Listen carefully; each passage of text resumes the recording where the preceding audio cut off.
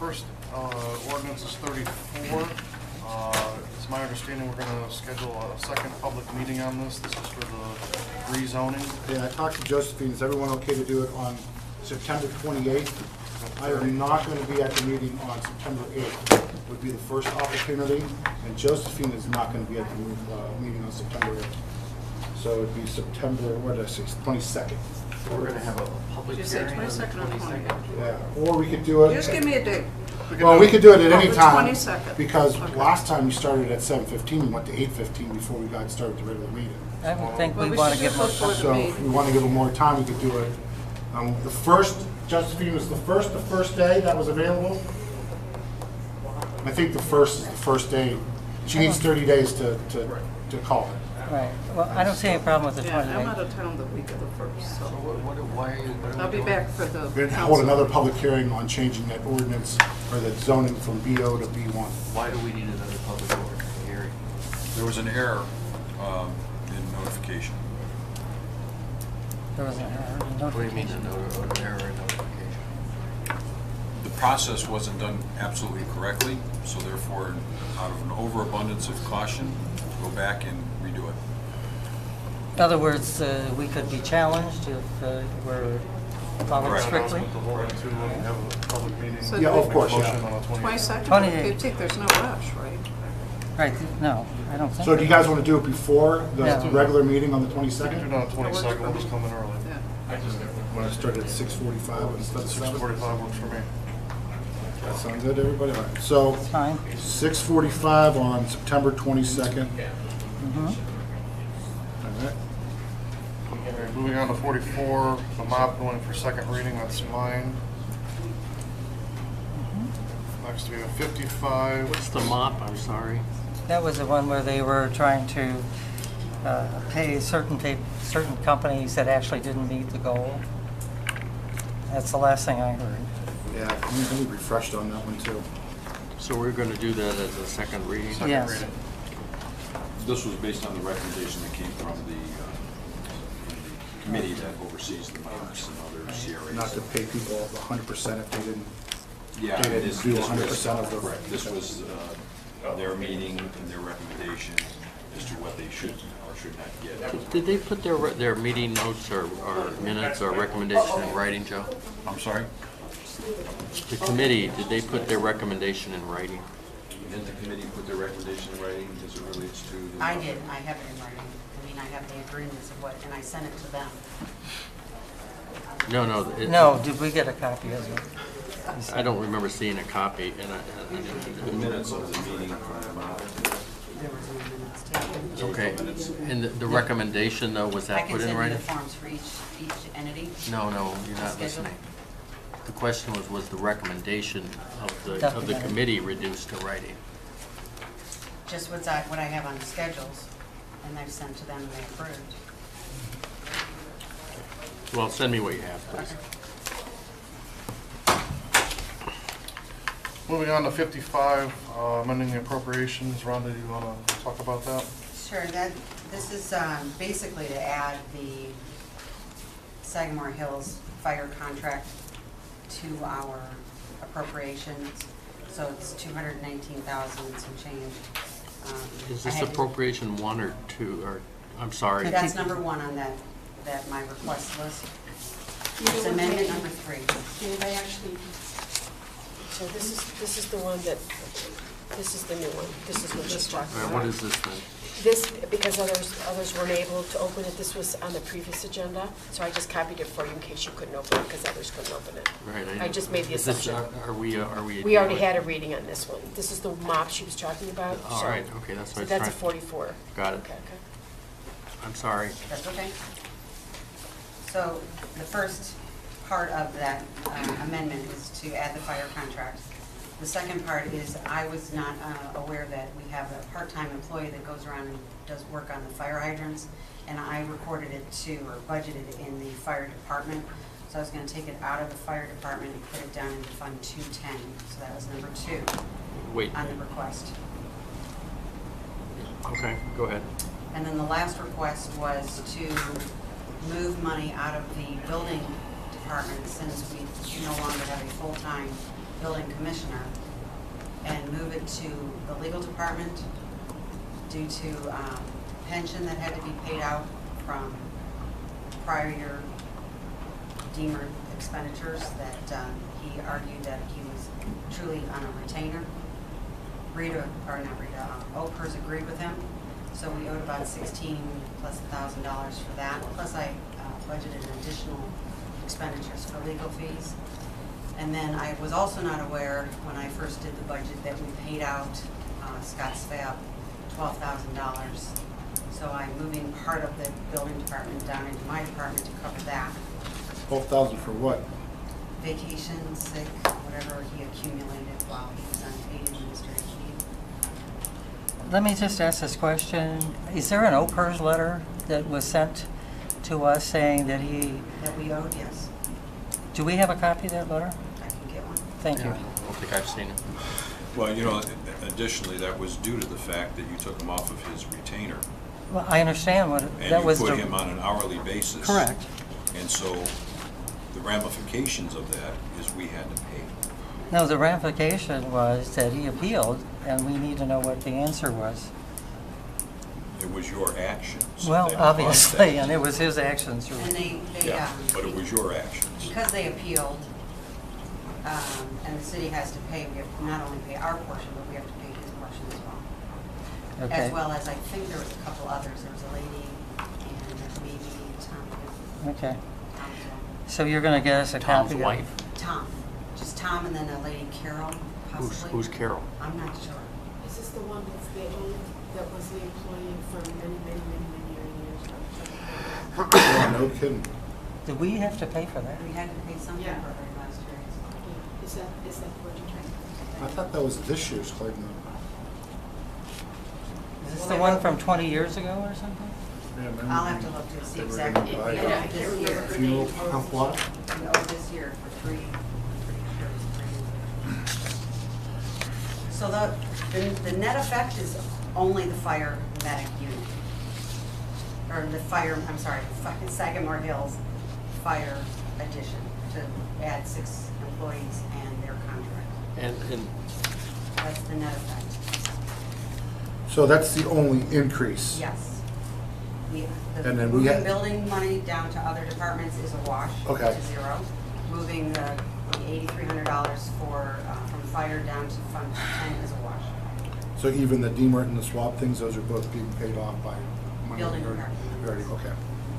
And then when does Sagamore Hills? September. So I figured we would have to have 3 readings to get the contract done. So if I started this one in August, the first one in September, because it's supposed to start September 15th. Okay. Okay, this is first reading. Jan, will you take that, please? First read. can I ask a question? In regard to the water maintenance and M&E fund, I thought we'd never paid for fire to maintain. This is the check, the hydrant. From my understanding, it's like cleaning the hydrants. But I Yeah, but thought they that do we that. never paid that out of the M&E fund. We paid that out of the M&E fund in the past? Yeah, hydrant maintenance? Yeah. Yes.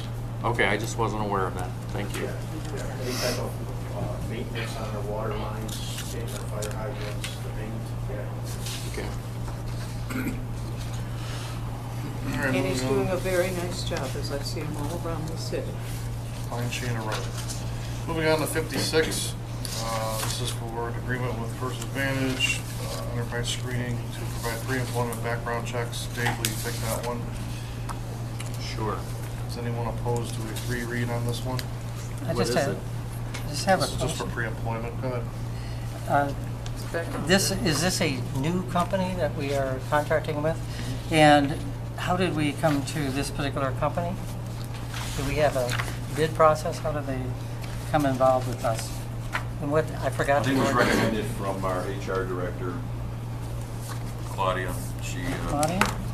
She's recommending that this is the company that does the most thorough screening. Uh-huh. There are certainly a lot of companies out there that do this. Yeah, I know, that's what I'm asking. Is the price the same as before, or was there a problem with our other company? I'm not sure who the other company was, but it's on a per-time basis, so you pay when you have an employee or a new employee that you need some screening done. So it's not that you use it every day. It's not that we're hiring, we'll have some firefighters that will be probably put through the screening. Sure. And periodically, we run some part-timers through, but it's not anything that's So what's the extensive. cost per screening versus? I want to say it's a couple $100. Yeah, just in the. Somewhere in this handout. vast array, I'm just asking for reference on it. It was- So we basically had someone else doing this, and were they charging more or less, or what were they doing? Why are we Rhonda, changing? do you remember what that, by chance? We were unhappy with them, or what was You going want- on? For the, What the previous company was? Unfortunately, I don't have Claudia here, so I can't give you the answer to that specifically. If we didn't use this group, who does this vetting of employees? We do it internally, which just opens yourself Well, up We've for. used other companies. Okay. There's been other companies used, I can't think of. So it's not other than- new in I know there was having one it before, outsourced. I don't remember the name of it. Excuse me, it's not new in having it outsourced. It's just using a different company than the HR director recommends. Correct. I can ask Claudia and get that information. Well, I don't, my own view of this is that we need a little more explanation than what we've got tonight. We can put this at first reading if there's. The initial fee is $175. The costs thereafter are solely for each screening requested in the scope of the screening. Right. That's the cost. Okay. So you want I a wanna- little more scrutiny? Yeah, a little more scrutiny.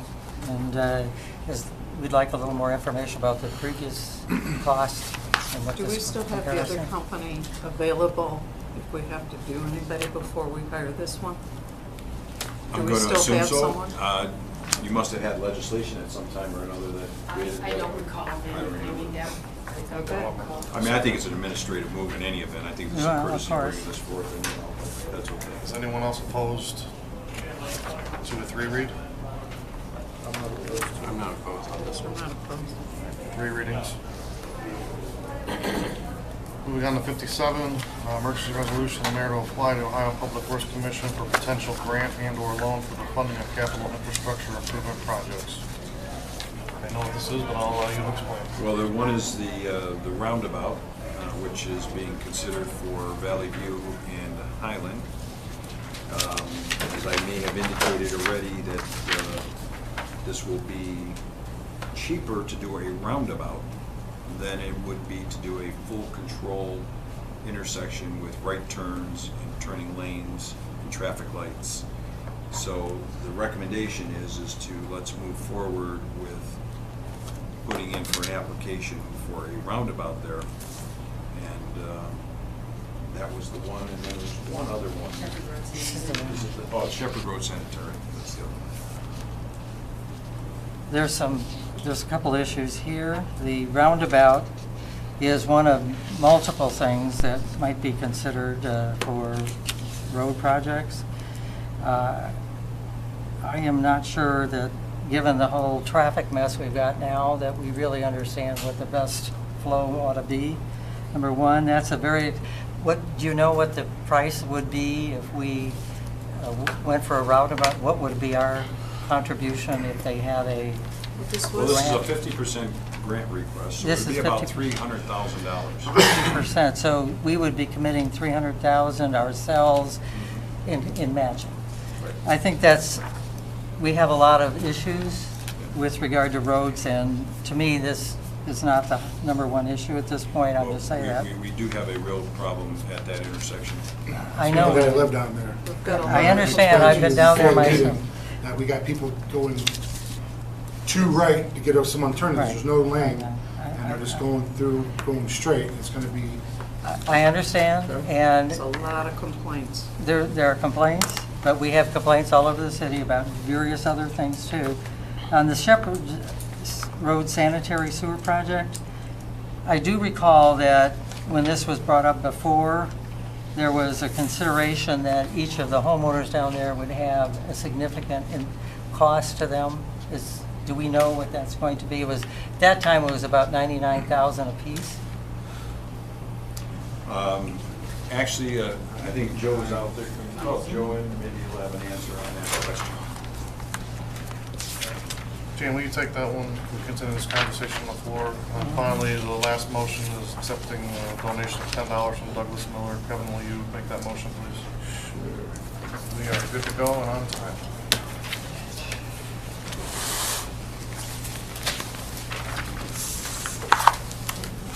Who is Douglas Miller? No idea. Mike's brother. I didn't grab my brain there for a minute who Mike Miller was. Ask that question. It's there. I guess we better look at this and make sure it's different.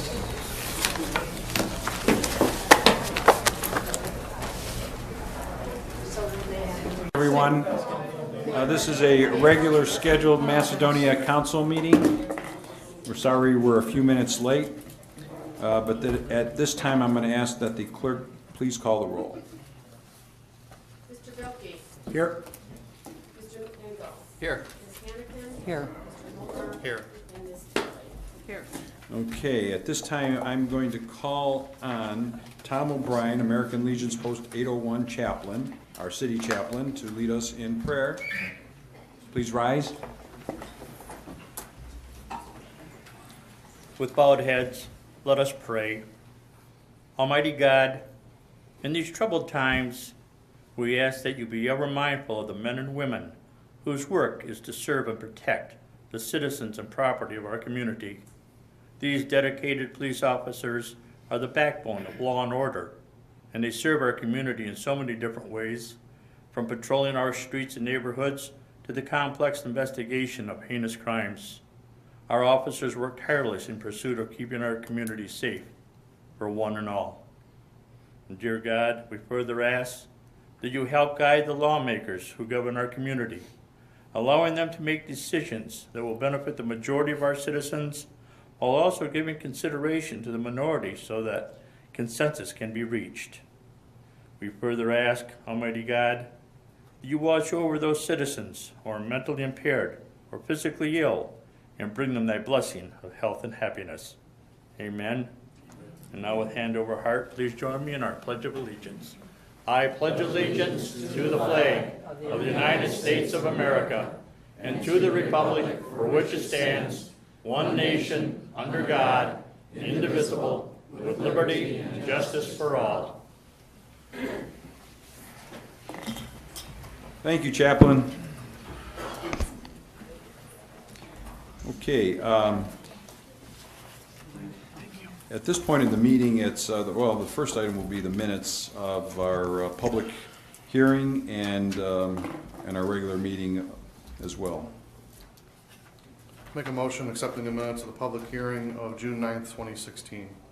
Second. Okay, we have a motion and a second. Are there any questions? Hearing none, all those in favor indicate by saying aye. Aye. Opposed? Hearing none, the motion's carried. A financial report, acknowledging a receipt of the financial report. Make a motion acknowledging receipt of the financial report dated June 30th, 2016. Second. Okay, we have a motion and a second. Are there any questions? Hearing none, all those in favor indicate by saying aye. Aye. Opposed? Hearing none, the motion's carried.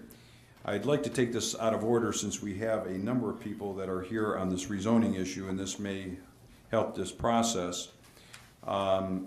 We are actually going to have another public hearing called for September 28th at 6:45. It's 22nd. I'm sorry, 22nd at 6:45. Would someone like to make that motion as it relates to this item that's on the agenda, which is ordinance number 34? I'll make a motion. I'll make a motion that we hold a public hearing on September 22nd at 6:45 p.m. Second. Okay, we have a motion and a second. Are there any questions or comments? Hearing none, all those in favor indicate by saying aye. Aye. Opposed, the motion's carried. Now, we are going on to the public comments. If it's related to the rezoning, and you chose not to speak at this time and want to come back at a future meeting, then that would be great. First on the agenda is Vinny Ventura. Vinny? Vinny Ventura, 1479 Bruce Road. I've been a resident for approximately 28 years. I'm speaking in favor of the tax for roads and water projects. I've been very fortunate to have my street completely and totally repaved from the base on up in the past couple of years before there was any tax controversy about this issue. Although my development is not completed with its repairs, I take my grandson, I watch him 2 days a week. We ride bicycles and walk through the neighborhood. I have to worry about where he steps, if he's riding his bicycle, where he ends up so that he doesn't fall over. I would like to see this done now versus later for his safety and the safety of the rest of the residents in that development and throughout the city. I do not understand why Ms. Hannigan wants to wait until sometime next year for a possibility of $800,000 that we can use for these projects and other projects. This money can be used for other things when it finally gets there. I mean, my grandson maybe have his driver's license by the time we get to this point where we get these roads fixed if we wait again, okay? And where is this plus $225,000 coming from? It just was related in the paper, plus $225,000. Where's that coming from? Nobody knows. Yes, they do. Okay? Are you asking, or do you? No, I'm just bringing it up in general. Okay. I don't need the answers now because I just don't need them now. Okay. In my opinion, this administration is trying to be very proactive and come up with the ideas and the way to get some of this thing starting immediately, not waiting.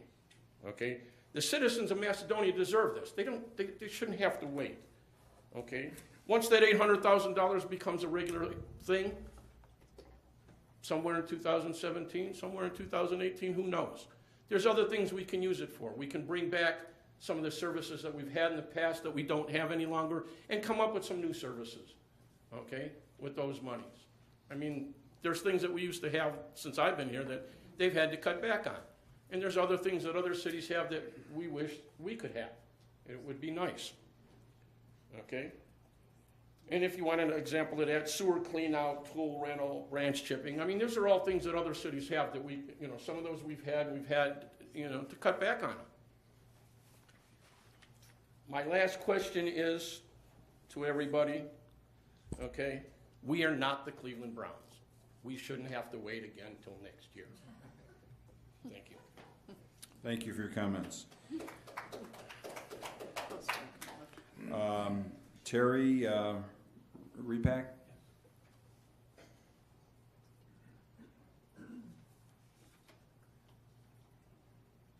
Thank you. Since you're going to be delaying the vote on the rezoning, I will give you the second part of what I was going to say.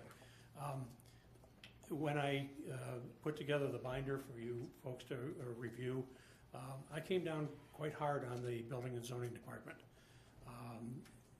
I realize that there are new people in that department as of the last 6 months, and what has been done previously hopefully will not be carried forward into the new department.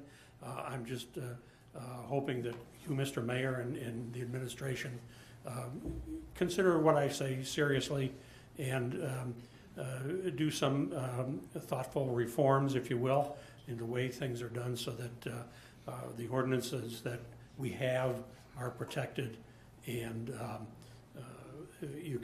we continue with that and not grant variances just because somebody asks for them, and so forth and so on. Thank you very much. Thank you. Michelle? Same last name. Yes. I realize my husband's been nudging me, telling me that you weren't going to vote. That's what all that meant. But I just, as a former teacher, I just need to plant one seed tonight. Much is being worked on and said, and considerable money spent on the road issue to improve our property values. if that passes. And it just occurs to me that the 5 of you hold my property value in your hands based on how you vote on that rezoning when it eventually comes up this fall. We already know that we're going to have a drive-through coming to the Waters entrance of our development. And if we are destined to also have a drive-through at the Fairlane entrance to our development, I think my property values, no matter how many streets you fix and what you pave them with, my property values are going to be destroyed by those 2 issues. So I hope that you will take that into consideration.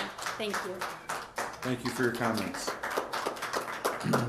John Lehman.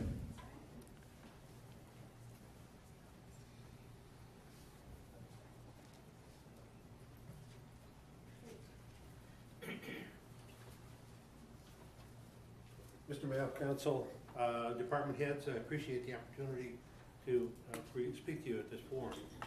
I normally watch these council meetings on TV. Could be at some odd hour in the morning, and it usually is. But the last couple, there have been people that have spoken. The council has called for information from the audience. I have my TV on. Normally my TV's on at a level of 15 or 18. I had to turn it up to 45 to attempt to hear, and I still didn't catch everything. So my comment to you is I think you need to have a person, especially with the length of that presentation, which was a little short of 7.5 minutes, come up to the microphone and listen to it, or make their presentation. It had to do with the Manor House, and I'm glad to see the progress that they're making. From what I understand, and I might be wrong on this, that there was at one time was going to be a couple of, is my time up already? No. It's probably somebody's cell phone.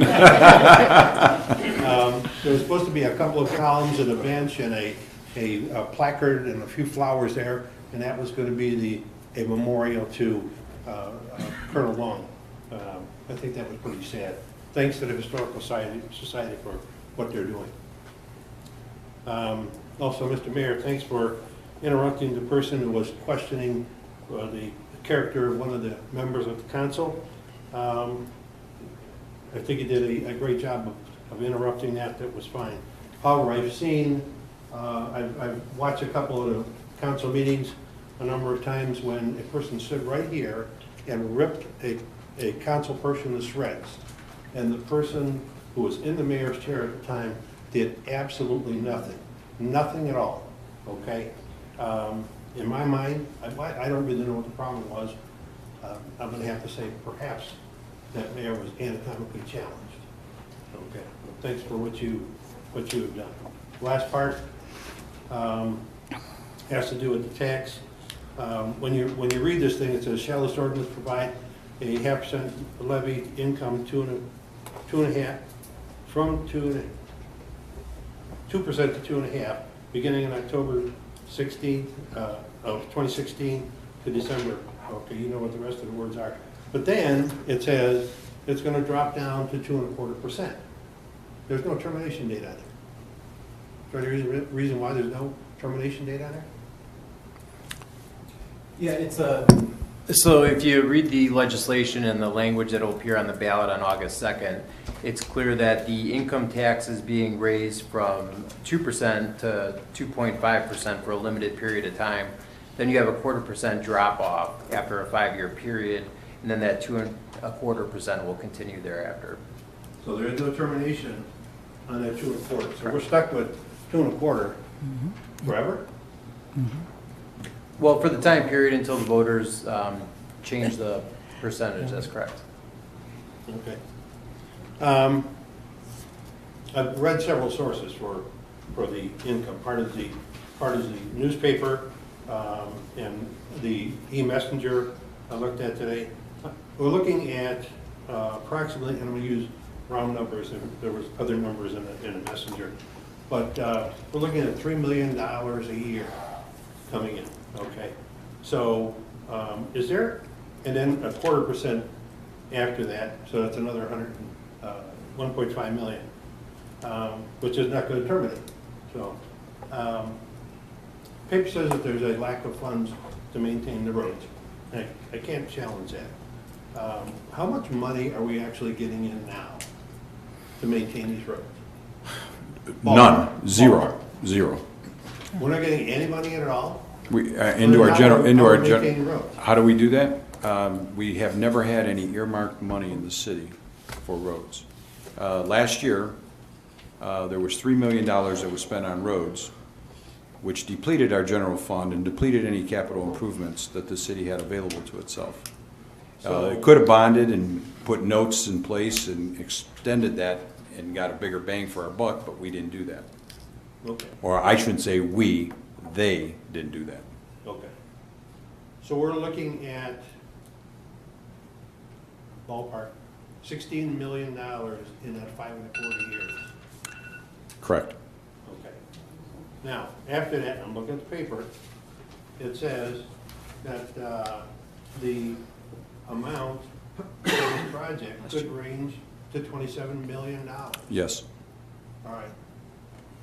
Why aren't we going after the money that will do this properly instead of piecemealing it? We're not going to piecemeal it, John. What we're going to try to do is that the monies that are generated here, we're going to create and have some bonds put in place so that we can go out and put a $20 million hit immediately.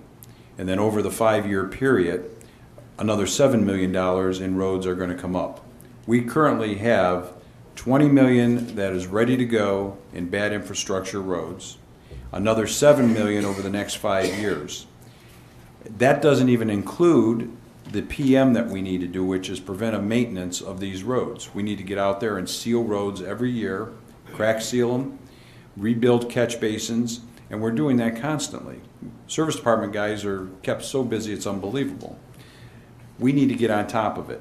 We're never going to get on top of it in this city unless we have earmarked money that's used specifically for this purpose.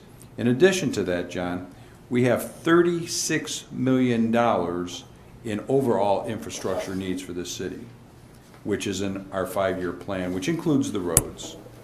And that is for building another service garage, which we need. That's for putting carports over the fire station, the police cruisers out there. There's so many dollars that are needed for this city to get on top of where it should be. This city only generates its money from the payroll and profit tax. The real estate tax that this city receives from a residential home is about $243, I think, a year, based on a $189,000 home. Where does the rest of the money go? We put it out there where the schools get the largest percentage, the county, the CVC, and all the others get all the rest of the money. So it cost Macedonia, for every single home in this city, $2,900, almost $3,000 a year to maintain services for that particular home. So where does the money come from? It comes from the payroll and profit tax. That's the bottom line. And I defy or challenge anybody to tell me where we can get money from to take care of the deep infrastructure needs that this city has. This city has operated on a shoestring because nobody has taken on the challenge of taking it to the voters and getting these roads taken care of and earmarking the money. Yes, it's going to free up some money in the general fund once we get this money, and then that general fund money then can be used to take care of other infrastructure issues that the city has. Okay, but we've done things in the past with roads. And yeah, you may have said, okay, we pull it from Peter to pay Paul and all that kind of stuff. But we did it for years. Now we're talking about a lot of money. Is it gonna affect me that much? No, it's not. But I got family in town, I got friends in town that are working, some of them out of town, that are gonna be paying this bill. I'm greatly affected too, John, big time. But, I don't know, I just have, I'll tell you, I have some difficulty with voting yes on this. Yeah. Well, I can. People may not like it, but I do.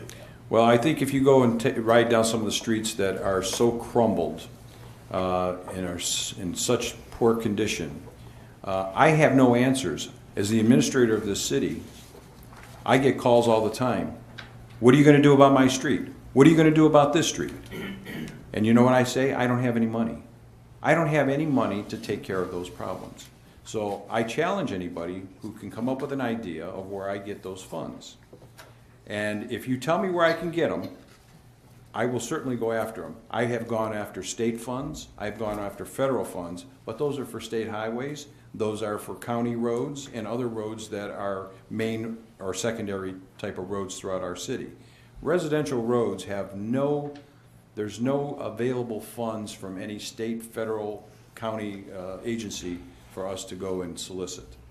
Otherwise, I would. Okay, we've had trouble with sewers, and I can't tell you how many meetings I've either attended, listened to. There's trouble with sewers. I don't have that bad of a sewer problem, but you know down the end of my street, Berkshire and Crow, there's a truck that's there regularly. And we're working on that with the county. But that's been going on for years. Well, you know, many years.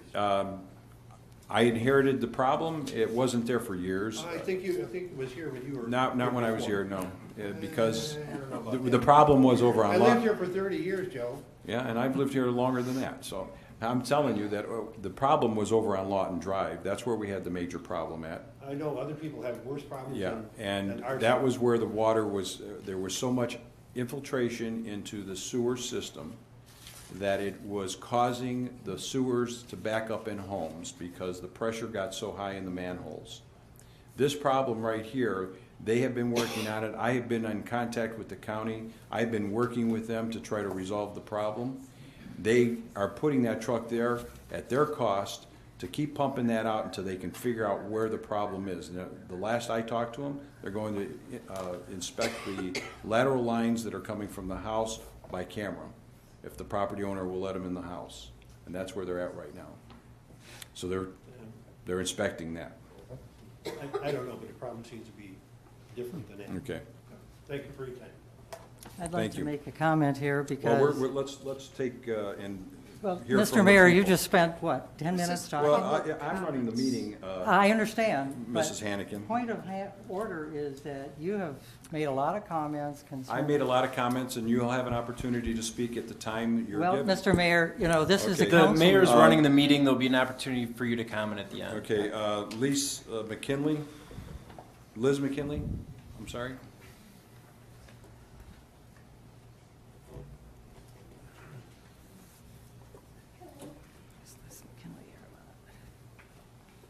Good evening. My name is Liz McKinley. I live at 1193 Lanes End here in Macedonia. I have two items that I'd like to share with you this evening. The first one is very near and dear to my heart. I wanted to offer my gratitude for the service of Officer Brian Glantz. On May 23rd, I was on my way home from work when one of my tires blew, leaving me stranded on Valley View Road. I called the Macedonia police just to let them know that I was on the side of the road, but I had no expectation that they would send an officer my way. Officer Glantz pulled up behind me a short time later, suggested that I move my van to a close-by neighborhood for safety, and changed the tire for me. Unfortunately, the donut was flat too. Some days, see when it rains and pours. And Officer Glantz gave me a ride to my house to get a portable air compressor. By that time, my husband had made it back into town and we were able to finish fixing my van together. Without the help of Officer Glantz, I would have never made it to the Board of Education meeting that night.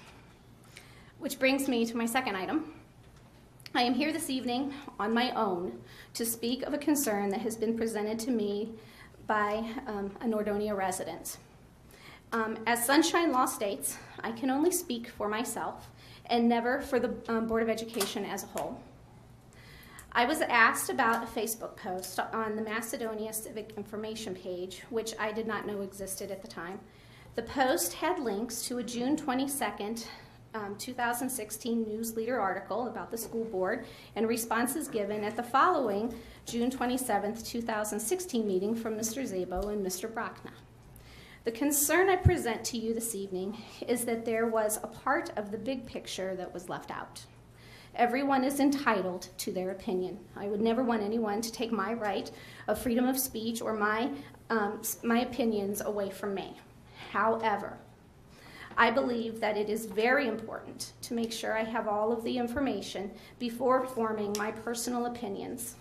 I respectfully ask that you add the presentations from the June 13th, 2016 Special Board of Education meeting by Mr. Berthold and Mrs. Strong that brought about the article and future opinions. In an effort to be fair to all residents, it's only right that all information should be presented so that our residents have a complete picture to form their opinions. I want to see our Macedonia community and our Nordonia Hills community be able to unite to make strong community ties and build trust. As a Board of Education member, it is my desire to see our good schools become great schools through strong collaboration and focus our efforts on the education of our community's children. Thank you. Thank you. Okay, Doug Hauser. I also have for you the, oh, wait a minute, where's it at? I have the two pieces of information that I can offer. Doug, thank you. Doug Hauser, 8251 Harmon Drive. Probably more of my comments would be for the next meeting with the zoning and that. But when we were talking about the tax issue, as a teacher, I hear numbers all the time, and I hear millions this, millions that. We need this, we need that, we need to fix the roads. Is there anywhere that we have a list of potential roads that are destined to be fixed with this money? Where can that be found? It's on our website. Okay. If you go to our city website, all of that information's on there, a listing of all the roads that will immediately be repaired, those that are over, and it's in your messenger that just came out as well, which is on the city website. Yes. Okay, thank you. And the newspaper, by the way. All right. And there's a copy of the messenger out there if anybody would like to have that on their way out. Okay, next would be Lance, do you want to speak? No? Okay. Jeffrey Sokoloff, you don't want to speak? Okay. Roy Metzel. Yeah, Roy Metzel, Smoke Rise Drive. I want to talk about issue 1. Now, I'm retired, so I don't pay taxes to the city. For years, I worked in Brooklyn Heights, and I paid a hell of a lot of taxes to Brooklyn Heights. This is one thing. I worked for regional income tax for 8 years. So I know all about the city taxes and all that kind of stuff. And I always felt bad that there's no reciprocity between cities, because of all my money went to Brooklyn Heights, and yet my money should have gone to Macedonia, some of it, you know what I mean? But that was all caused by the city of Cleveland years ago, and that's why regional income tax was created. Because Cleveland collected for the cities, and then they took all the money and said, we're not sharing it anymore. So the cities got together and formed their own agency. But I know from working with the taxes and living in Maple Heights and all these other cities, how much money is really needed for the city services. Because I used to get taxpayers come in there and say, they used to come in and throw tax bills at me. You know, what's this tax bill? I said, well, this is what it costs to run your city. Well, I'm not paying it. I says, well, good. Don't put your garbage can out tomorrow. And if your house catches fire, you better have a hose, because, or don't call the police, because they're not going to show up. And he looked at me and said, what? I said, this is where this money's being used. This is your city services. This is what you pay for. And he didn't realize it.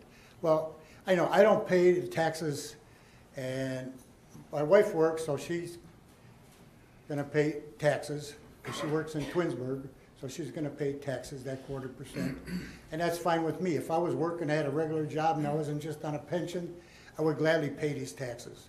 Because I see the condition of the roads, and I see all this stuff, and I ride on roads, and I see the crumbling of the roads and all this stuff going on, and so I know it's going to take a lot of money to do this.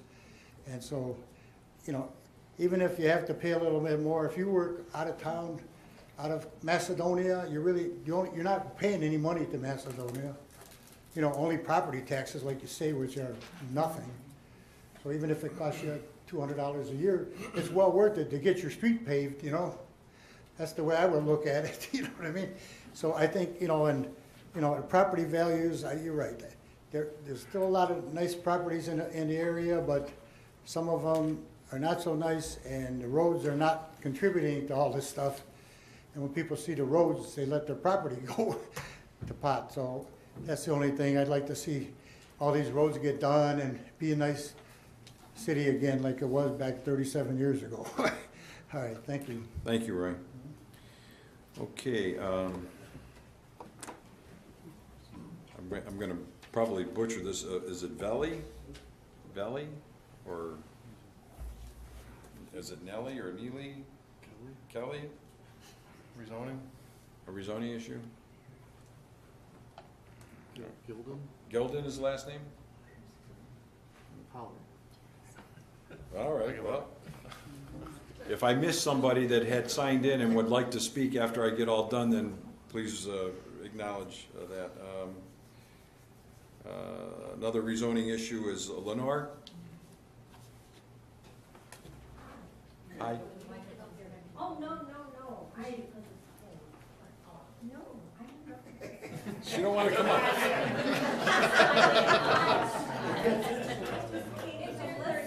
Okay.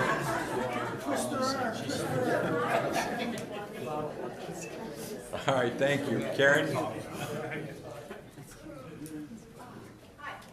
Hi. I live at 1377 Driftwood, been here for 2 years. And in 2 years, my roads have gone to pot. They're on a list, fair to poor. Now they're probably ports or whatever. And not in the top 10 to get done, which is fine, because I know they're worse. So if I have to wait longer, if this fails, Driftwood's gonna be a 1-lane road, because you can't go on the sides anymore. I got a picture with just in front of my house. I used to be able to put the leaves from my ditch, because we got the old ditches, on the berm so you can come get it. The road is so falling in because of the sides that it's this high now on my berm. By my driveway, that's pushed us into my driveway. I'm taking some of the asphalt off because it's pushing my driveway. I work outside the city, I'm willing to pay to fix my roads and your roads too. So please think about it. And the people on the waters and whatever, I'm on your side. I don't live there, but I'm on your side. But this needs to be done. You can't wait 5 years, 4 years, whatever. I know I have to wait, but the point is, I'm on the list somewhere. And I'm willing to pay. That's it. Thank you. Thank you. Anna Gatos? I'll defer. You defer, okay, all right. Okay, did I miss anybody? Did you sign in? Well, maybe that was your name that I missed. Holly. I'll throw it to Holly. Come on. You can have my spot. Okay. Ask Jim, I'm the shy one. The writing was so fancy I couldn't make it out. I'm sorry. Well, you know, when I was here last time, I just came from the dentist. There's no Novocaine this time, so these are better. My name is Holly Guffin. I live at 8259 Fairlane Drive, and I did want to talk about the rezoning, but I have a couple questions too about the roads. I am curious as to why you are backing up the rezoning issue, because how you voted on this rezoning issue was going to depend on how I voted for the roads. Because frankly, if you're going to put a coffee shop at the end of my street, I don't give a crap if the roads fall apart, because I'm right there at the end of Fairlane. And I leave for work at 6:15 in the morning, and if your little shop goes there, I'm going to have to leave 10 minutes earlier to go 3 minutes down the street because I work at Summit Point. And while I would like to see some of the roads and things get fixed, the lady on Driftwood, and I have been back there, I know how bad it is. You know, I'm getting a job review on my job next week. Chances are I am not getting 2.5%. So I am curious as to why you have backed that up. I'm sorry. The voting issue on the zoning. I am curious, are you still why are you not deciding today? Well, there was a procedural issue that we are having to have a public hearing so that we are fair to both the applicant and to the residents that brought the issue up. So we have to go through a proper procedure. The decision then will be left with council to vote on it after they have the next public hearing. So we will have the public hearing on the 22nd. Okay, and was that September? September, yeah. September? And the reason it's out that far is because there's a 30-day and 20-day notice requirement in our code, so that's why it's out that far. Okay, and I'm just curious, okay, and I also would like to see the roads and things get fixed, but, like I said, I'm not getting a 2.5% raise at my job next week. It's a lot of money. And as you put more drive-throughs and coffee shops in, these are not Chrysler wages. So the people that are getting taxed are not, I'm betting any money that my husband and I don't make what one of you make alone. So please think about the amount that you're doing. It will hurt some of us. And like I said, and also maybe instead of another restaurant, why don't you take some of the space that we have? I'd like to see another little playground or a community garden somewhere. I grew up in Macedonia. I left and I went as far as Northfield Village. There were, like I go back through there now in that old area, Iroquois and stuff, we didn't have quite as much here. I would like to see a little bit more green space or something.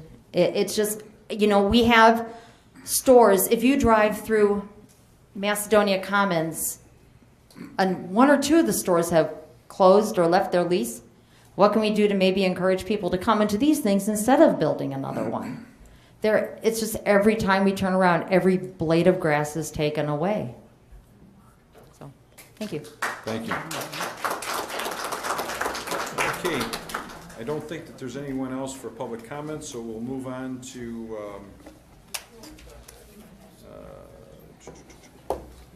I guess that would be pending legislation.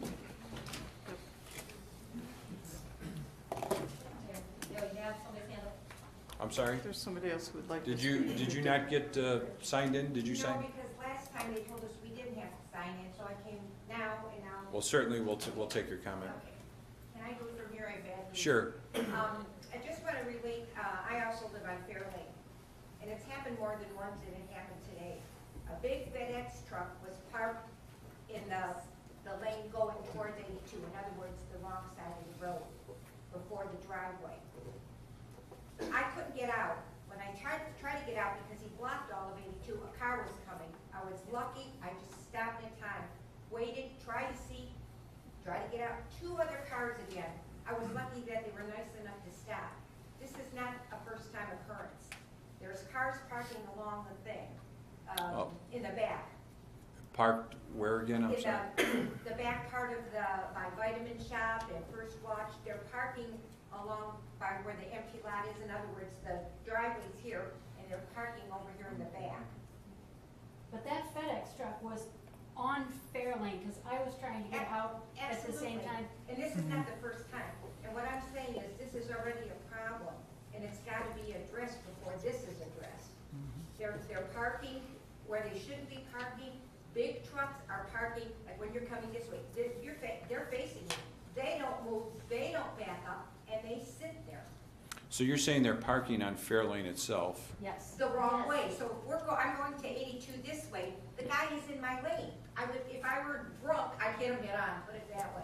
He was facing northbound. Okay. Is he parked, there? Or Well, is or is he occurs- there delivering a package, then moving? He's sitting there and sitting there and sitting there. I couldn't get out, and I almost got hit 3 times just trying to get out. It's scary. Well, my suggestion is twofold. One is, please, when that happens again, call the police department, and they'll come over there. And I won't use my phone on the road. Okay. And we'll shoo them away. And the second to that is we'll look at putting up no parking right there. Because he only left, it was just about 1 car length. I drive a Prius. Yeah. And when I went around him to get to the stop sign, I mean, that was all the space that there was between my bumper and the back of his truck. And people are parking in the back part where like First Watch is, the back of First Watch. They're parking halfway on the asphalt and halfway in the dirt. Is that why the trucks aren't going there? I don't know, but it's. I'm not sure, but I think we'll certainly take a look at it. I think that Lance is the owner of that building, he's right here, and I think Lance will certainly take a look at it as well. Thank you. Thank you. And we'll take a look at it from putting a no parking from probably from that rear driveway all the way along there so nobody can park. But the problem is if you put it on the side where a person would, he's parking on the completely wrong side of the road. It'll be double-sided. Okay. How far would that go down, you know, because when we have company parks on those. I'm only suggesting right there at the Okay. entryway. I'm not suggesting all the way down the street. So, what? Yes. Thought I signed, I forgot. Did I say something real quick? You didn't sign in, but go ahead, since we allowed it to happen already. Mike Cabrow's, 1169 Riverview Drive.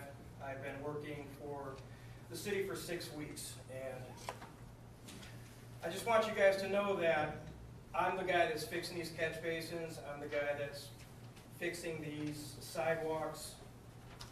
Cliffview, Crow, Berkshire, where your children and grandchildren walk, 6 inches by the sidewalk, there's 8 feet drops about this big because the roads are undermining. We're doing everything we can to fix them. There's not a lot of money to do them, and I just suggest that for $20 on $50,000 a year that we might want to spend that. I think we could probably maybe save a kid's life. Because I'm telling you, I'm watching kids every day ride their bicycles this close to where a hole's at. So I'd love to challenge anybody to go down our streets and see the grass that's growing out of our ditches because they're falling in. It's bad, guys. It's real bad. I never realized it when I was just a resident until I started working how bad it really is. Thank you. Okay. All right, thank you. So we're done with public comments, and we're going to go to pending legislation. We have ordinance number 34. Is there a motion to? Yeah, Mr. Mayor, I move to hold ordinance number 34, 2016 at second reading. And then I'll just like to remind people that we made a motion earlier to hold a new public hearing on September 22nd, and that is going to start at 6:45. And that's where a lot of you guys can come and make comments on the portion that you weren't going to tonight. Okay, we have a motion. Do we have a second to that motion? Second. We have a motion, second. Are there any questions? Hearing none, all those in favor indicate by saying aye. Aye. Opposed? Hearing none, the motion's carried. Next item on the agenda is ordinance number 44, 2016. I'd like to offer ordinance 44, 2016 for its second reading by title only. I should have read the first one, but we've already discussed the zoning, so everybody knows what that is. And this is ordinance number 44. An ordinance amending appropriations ordinance 17, 2016 for additional expenditures. Okay. Next item on the agenda is ordinance number 55. I'd like to offer ordinance number 55, 2016 for its first reading by title only, please. An ordinance amending annual appropriation ordinance number 17, 2016 for salaries and wages and additional expenditures for the period January 1, 2016 to December 31st, 2016. Okay. Next item on the agenda is ordinance number 56. Mr. Mayor, I'd like to offer ordinance 56, 2016 for a first reading by title only. An emergency ordinance authorizing and directing the mayor to enter into an agreement with First Advantage Enterprise Screening Corporation to provide pre-employment background checks for all potential new employees of the city of Macedonia. I thought we were going 3 reads on that. I thought we agreed to 3. Dan, you need to put your microphone down a little bit more. I beg your pardon? Your microphone needs to be closer or something. I'll talk really loud, thank you. I don't think it's functional. I'll try it though, thank you. All right, I'll offer ordinance 56, 2016 for a first, second, and third reading by title only. Second, and thank you. Okay, we have a motion and a second for all 3 readings. All those in favor indicate by saying aye. Aye. Opposed? No. Motion's carried. We have a motion to adopt. Mr. Mayor, I move that we adopt and pass according to law ordinance 56, 2016. Second. We have a motion and a second. Are there any questions? Hearing none, all those in favor indicate by saying aye. Aye. Opposed? No.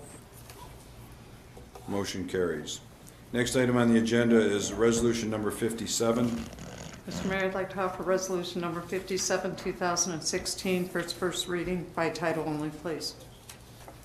An emergency resolution authorizing the mayor to apply to the Ohio Public Works Commission for a potential grant and/or loan for the funding of capital infrastructure improvement projects.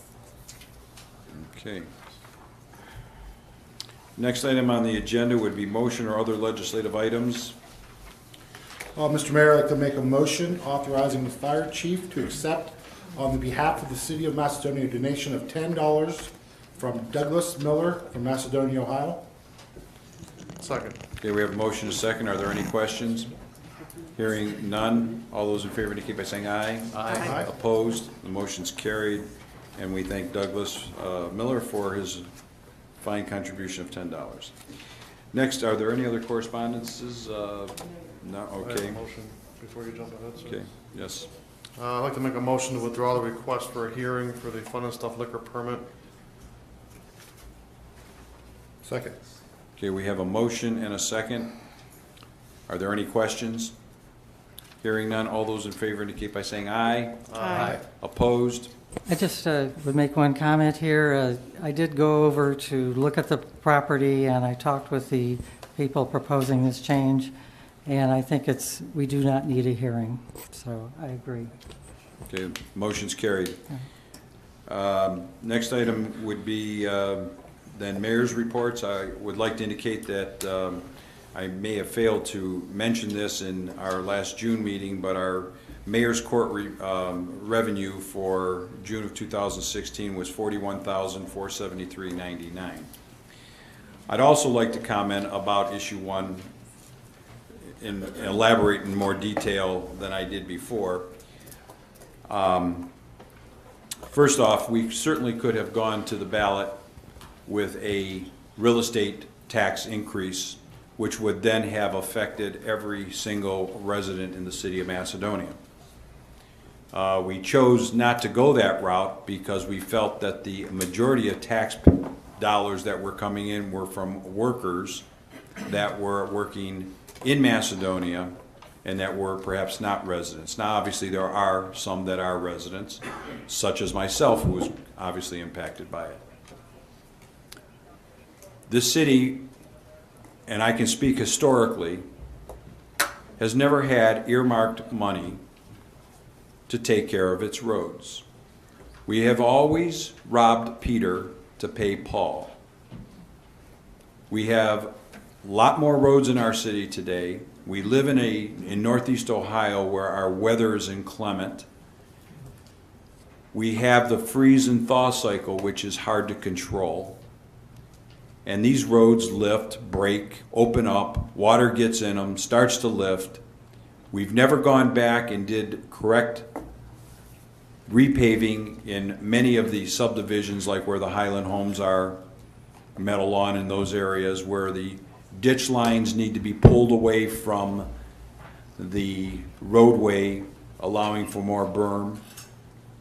We pave up to the edges, they unravel on the edges, and our streets are falling apart. No one has come up with an idea of where to get this funding from. It's obviously very important to the city and its residents to get their streets repaved. Why? Because would you want to come into our community on a street where it's not paved, where it looks like it has a blight condition, and somebody is asking for the value of their property, and they say to you, well, why should I pay you when you can't even take care of your streets? Do you think it has an impact on the value of your property? I'm telling you absolutely, unequivocally, that by not investing in your community will impact the value of your property. There is no question in my mind. Northfield Village, little town next door to us, has $14 million in need of paving residential streets. And yes, we have 20 immediately and 7 to follow. And we are going to do a preventive maintenance program where we can get out and seal our roads. That is, crack seal them on an annual basis and do more. Because the more roads that we can do preventive maintenance, the less roads into the future will we have to then repave them, because they'll hold out a lot longer. Many of these roads have fallen apart over a 20-year period. That's about the life that you get out of a road. Highland Road right now is, I'm getting calls from people that are living in the Villa Lago area there, saying that the truck traffic coming down rattles their homes. And I have no answer for them other than the fact that we're going to be announcing that we got our skid steer, and we have a grinding mechanism on the front of it, and we're going to start to grind some of these areas and lay some asphalt ourselves, just so that we can try to remedy some of these problems. I don't know what's going to happen on Tuesday. I can only encourage you to go ahead and do this. I'm looking at it from a very independent way, regardless of these shameless articles that have been put in the paper by those individuals who think that it's me. I'm just the mayor. I'm just the administrator. I am here to give you what I believe is the right way to proceed. Trust me if you will. I don't see anybody else up here with any answers, and I don't see anybody coming forth with any answers in this city. So figure it out. Do you want to take care of your streets? If you don't, I can only lead a horse to water. I can't make you drink. Okay? The bottom line is that we have a need. We have stormwater related needs that are on every street. Go drive down Crow Trail, Crow Drive. Look at how the curbs are just popping out of the ground. The curbs are deteriorated. Catch basins. Every time you rebuild a catch basin, and we're doing it in-house, we're spending probably at least $1,000 to $1,500 in just material, let alone what it costs us labor-wise. The labor-wise is included in our city's service department, but we're taking them off task with other jobs in this city. There are so many things that need to be done. Right now we are working up at the park. We put 3 miles of trails in just before the Fun Fest. The service department did a great job in doing that. We are right now building dugouts. I know that it may not be important to a lot of you, but unfortunately the kids that play baseball up there were standing in puddles of water. We've got now concrete so they can stand on that. They will have dugouts so that they can be in that type of atmosphere. We're going to work on putting in a brand new sign at the entryway to the park. And you're going to say, well, where do these monies come from? Well, the monies are coming from 2 Club Golf, and those monies are being put back into the park. I feel that money that comes and is generated from the parks through 2 Club Golf go back into the park, and that's what we should be doing. Also, I was able, for the Historical Society for the Longwood Manor, I'm getting Carvo to put in some paved parking spaces at the building itself at Longwood Manor, so that those that are handicapped will be able to get out of their vehicle. And they're, by the way, doing this free of charge, so we're not paying to have this done. Again, I can't emphasize more than I'm emphasizing right now. If the message didn't get out there correctly to the community on this issue, shame on us. I mean, I have actually put the money out personally for this campaign out of my own pocket, because I feel it's that important to this community that they make an intelligent decision. There may be others that have their own agenda and their own ideas about what should happen. Nobody likes to be taxed. I don't like to be taxed. I pay a lot of real estate taxes in this city, but I pay them, and I've paid them faithfully for almost 40 years. So you have the choice come Tuesday. Either support it if you want to, and don't support it if you don't want to. It's your conscience. It's your property values. You make that decision for yourselves. Committee reports. Mr. Mayor, I'd like to remind everybody that on August 3rd, 6:30, the Parks and Recs will be having committee meeting at the rec center. 6:30, is that the time you go? Yes. Okay. Any other committee reports? Okay, department reports, John? Thank you, Mayor. You did cover some of my talking points, but let me elaborate on the dugouts. Currently, 3 concrete floors have been poured for the dugouts. We're prepping an additional 2. All of them but 1 right now have started to take shape where masonry has gone up to a certain point so we can pour the concrete floors.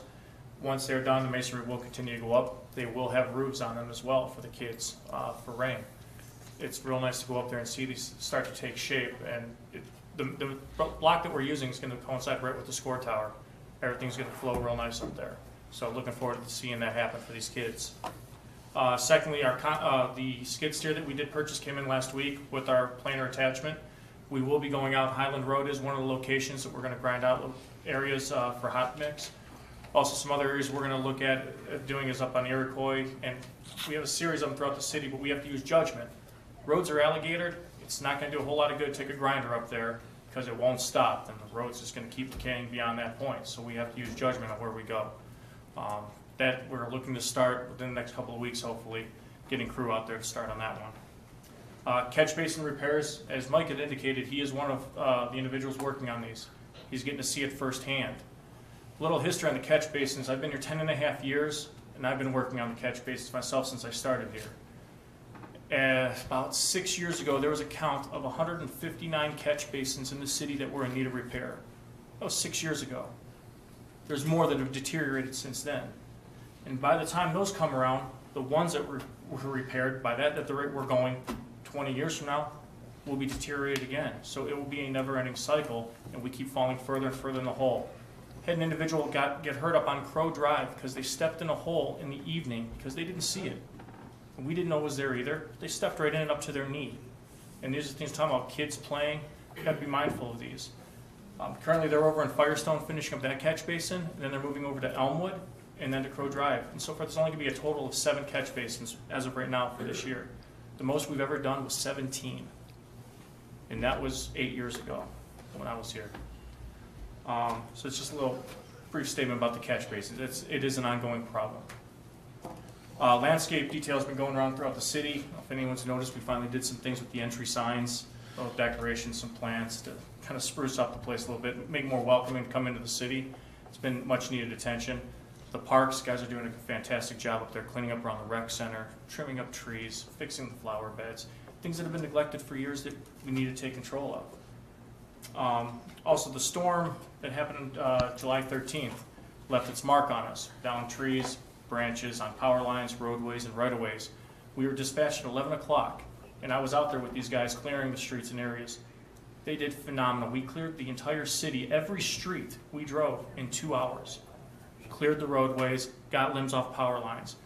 For the next week and a half after that, we spent cleaning up all the debris that was on the ground, chipping it up, getting it out of there. We received a lot of phone calls from residents about they had branches down. What are we going to do? So to that, August 1st, we will be sending 1 crew out with the chipper throughout the city, making 1 pass only. You can go on the activity sheet that's on our website that highlights in red as we pass the streets. They'll highlight in red, indicating that they're completed. Same way we use for our leaf program. We will make 1 pass to pick up branches. We're just asking to put out the branches that were due to the storm. Don't bring out your piles from 6 years ago that you just forgot about. And also, when you're putting them up, be mindful that these guys, we have limited time. We want to get through the city, get it cleaned up. Don't throw it in bundles just any which way. Cut ends facing the end of the street so our guys can grab them, get them up there. Because remember, there's other residents that will be waiting for us to get there. And that's all I have. Thank you. Thank you, John. John, I got a question for you. So I know we've had some conversations about the lights. Is there any timeline on it? I've been getting calls this week. It has already begun with the lights. We have 57 lights that are out currently that we know of, street lights. We are retrofitting with LED. On the Cobra heads, we'll be getting LED heads, but the carriage style lights will be getting LED bulb and photocell. And we are already underway of buying materials for them. Thank you.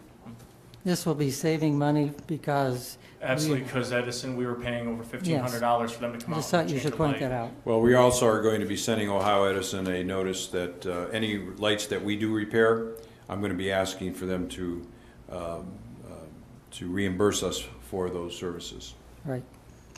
Because they are obligated under the tariff to do that. And unfortunately, their way of repairing a street light and what the proper way of repairing that street light is what we're doing by going in there and replacing a ballast, bulb, and or a photocell. Their way of doing it is just real easily go out there, pull the head's still good, replace it with another head and charge us $1,200. Where we could replace a bulb, a photocell, and a ballast probably for material-wise probably about $150. So those are the kinds of things that we were impacted upon. In fact, last year's bill was $44,000, which, by the way, I have not paid yet to them, and I'm holding it back. Joe. Thanks, Mayor. Just one item to report on, a bit of an update from a topic that came up at the last council meeting with regards to the concerns of the residents on Summer Drive backing up to the 271 project. Met with ODOT today. They informed me that ODOT has indeed fixed the fences for the residents behind the sound wall, so that's been taken care of. ODOT has committed to repairing the lights and to do it in such a way to reduce or prevent the light from trespassing onto the private property. Light pollution. Yeah. Light pollution, correct. So that's a bit of good news for those residents that ODOT's committed to do that. They're still looking into the sound wall questions regarding the height or the effectiveness of it. They're floating some ideas around, but they haven't committed to any additional work on the sound wall yet. But I'll let you know as soon as we have an answer. And that's all I have. Yeah, Joe, there was a question in the work session as it related to the Shepherd Road sanitary sewer, whether there be an assessment or not, and the fact that we had this piece of legislation tonight to submit to issue 2 for funding. Please explain where we're at with that and what we're attempting to do, please. Yeah, sure. At this point, we've applied to OPWC for funding. We have not provided OPWC with any information regarding a possible assessment. Now, it's my understanding that in the past there was discussions about assessing the residents on Shepherd Road for the new sanitary sewer. I don't have any firm information on that, but I think the plan of attack here is to try to get some outside funding to help pay for the project. Then as a city, if we choose to assess, at least we're assessing at a lesser amount to the residents. But So instead of the whatever number it was that was thrown out initially for the cost of putting in that sanitary sewer, it will be half that cost perhaps. that's the intention, yeah. Okay. We're asking OPWC for 50% of the cost of the project in the form of a grant. So theoretically, we could be reducing the assessment to the residents by 50%. Yeah. So the sooner, obviously, we have legislation in to issue 2, the better off we would be in making sure that we're compliant. Well, we certainly need the legislation in order for them to officially accept and score our application. Right. So by a failure of not getting it there, we could be, chances are maybe we could get lost in not having it done. Yeah, if we don't pass the legislation, there's no chance to get funded. Yeah, the application will just simply be put aside. Yeah. So therefore, tonight we were not able to pass that, by the way, because we couldn't waive the rule of council of having 3 separate readings. So I may have to just call 2 more meetings back to back here, special meetings, because I can't get necessarily the cooperation of everybody to get grant monies. You see the problems that an administrator goes through to try to get things done? Okay, Angela. Thank you, Mayor. With August coming upon us here in the next few days, this is the time of year for the summer season and recreation department to start winding down. So our summer camp, it's a 9-week day camp, is actually going to be in its last week next week, which is hard to believe. Our summer swim team, their banquet is tomorrow. Our sports camps, our summer swim lessons, everything's starting to come to an end in the next few weeks. And we've already been, for quite a while, planning our fall programming. So it might seem a little premature to discuss that, but all of the deadlines for a lot of the programs, if you want to enroll your children in them, are coming up within the next week or so. Mainly, some of the most popular ones are fall youth soccer program and our fall flag football program. Those deadlines are approaching quickly. You can find information on our website, our Facebook page, or you are welcome to contact us at the Rec Center for more information. And I would like to invite everybody to our annual movie in the park that is scheduled for Friday, August 5th. That is out near the baseball fields. That's in collaboration with Stone Creek Community Church. This year's movie is Zootopia. That event runs from 6 o'clock till 10:30 at night. They have a band that'll be playing. There are inflatables for the kids. There's food trucks on site so you can purchase dinner while you're there. So we encourage everybody to bring their blankets or lawn chairs and come join us out in the park. It's a really nice event, so and it is free.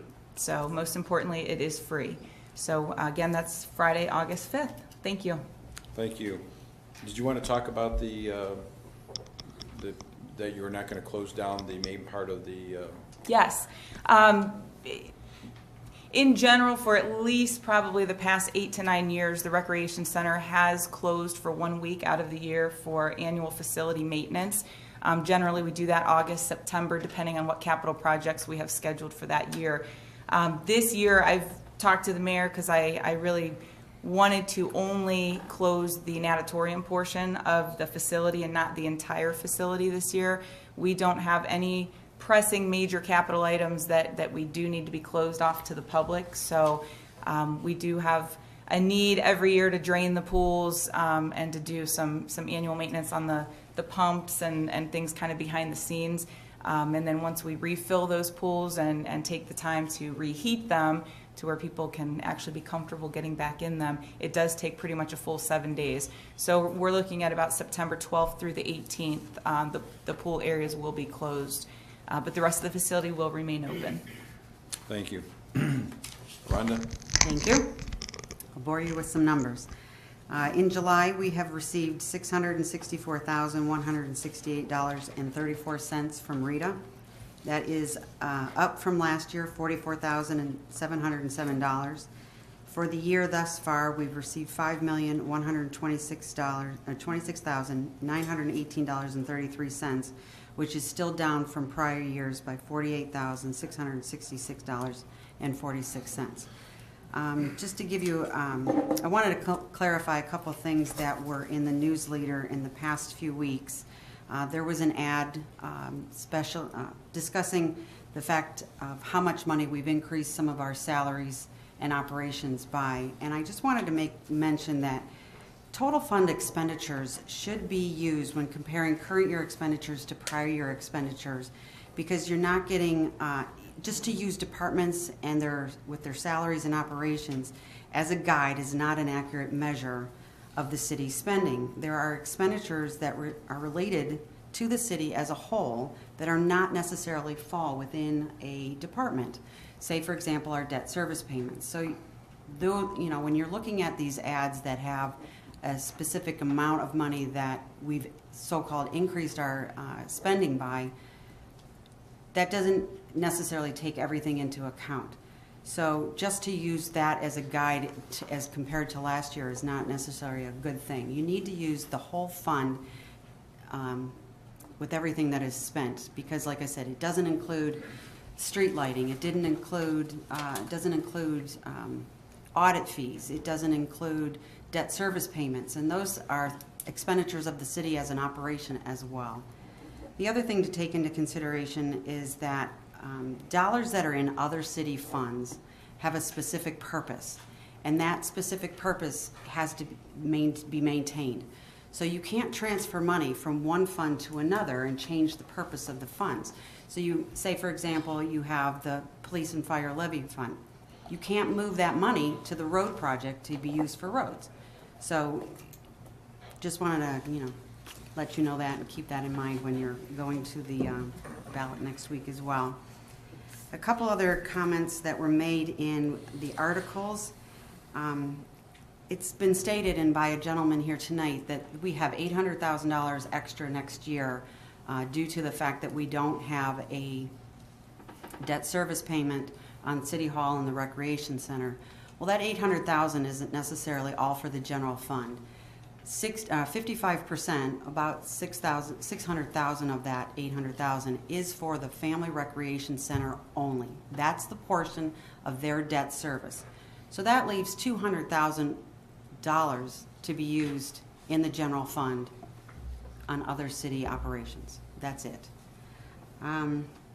The other item that I had was, it was made mention in one of the other articles that we should go out for debt and pay $250,000 for debt service payments, and that's how we can fix our roads. That $250,000, if you take into consideration, if we were to get $15 million of bonds today, to pay that down $250,000 every year, let's just say that's principal only, it's going to take us 60 years to pay the debt on that. First of all, that's not allowed. You can only do it for 20 years. Therefore, you're going to have payments much higher than $250,000. That's all I have. Thank you. Tim? Firefighters are out painting fire hydrants and maintaining our fire hydrants, flushing them. So if you see trucks out, they have their lights on, they have their vests on. Please be careful going around the trucks. They're working painting and maintaining and flushing our hydrants. Also, our new medic unit is complete and should be delivered by tomorrow. So we will be putting it into service as soon as we can. So that's all I have. Thank you. Chief? I put a post on our Facebook page about scams. They seem to pop up every now and then, and they change from season to season. You don't win a lottery, you don't get involved in the European lottery, the Canadian lottery, whatever. You guys haven't won it, trust me. Don't send money. You got to pay the taxes to get the millions in earnings. Little Jimmy is not in jail in Europe that you have to send him bond and don't tell mom. There's just a bunch of these scams, and it's unfortunate, but our elderly fall victim to these. So if you can, speak to the elderly, tell them they're not winning lotteries, somebody's not in jail, don't send anybody any money. They get fooled. We have a woman out close to $1 million. And she keeps wanting to send more money. But so talk to the elderly, tell them they're not going to win money. Don't send any money. So I'm sure everybody in this room probably has gotten one call or another. The best thing you can do, hang up. Just hang up on them. Don't listen to them. The more they talk, the more convincing they can be. They're very good at it. This is their occupation. They're very good. Just hang up the phone. Don't write the number down. Don't call the police station with the number. It's generally from Jamaica or some other place like that. Just hang up on them, move on. That's all I have. Thank you, Chief. I was reluctant. I should have talked about Sergeant Brian Gluntz and his capturing of the bank robber in Sagamore. What, you want to elaborate on that? Yeah, that was a little while ago. It was a little while ago, but this is the first opportunity we have to really talk about that. Sagamore asked for some assistance. We sent some units over there, and Sergeant Gluntz, who happened to be mentioned tonight, happened to apprehend him at the Shell station, along with our K-9. So that was a wonderful thing. It just so happens stars line up when these things happen, and they caught him, so it was a good thing. He was a serial bank robbery, done many in the past, and he's now off the street, so that's always a good thing. Good police work by Sergeant Gluntz.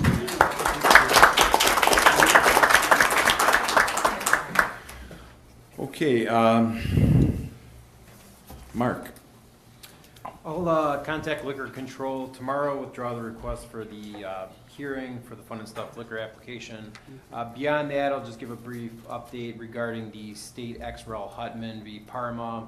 It's the political subdivision water immunity case that's currently pending in the 8th District Court of Appeals.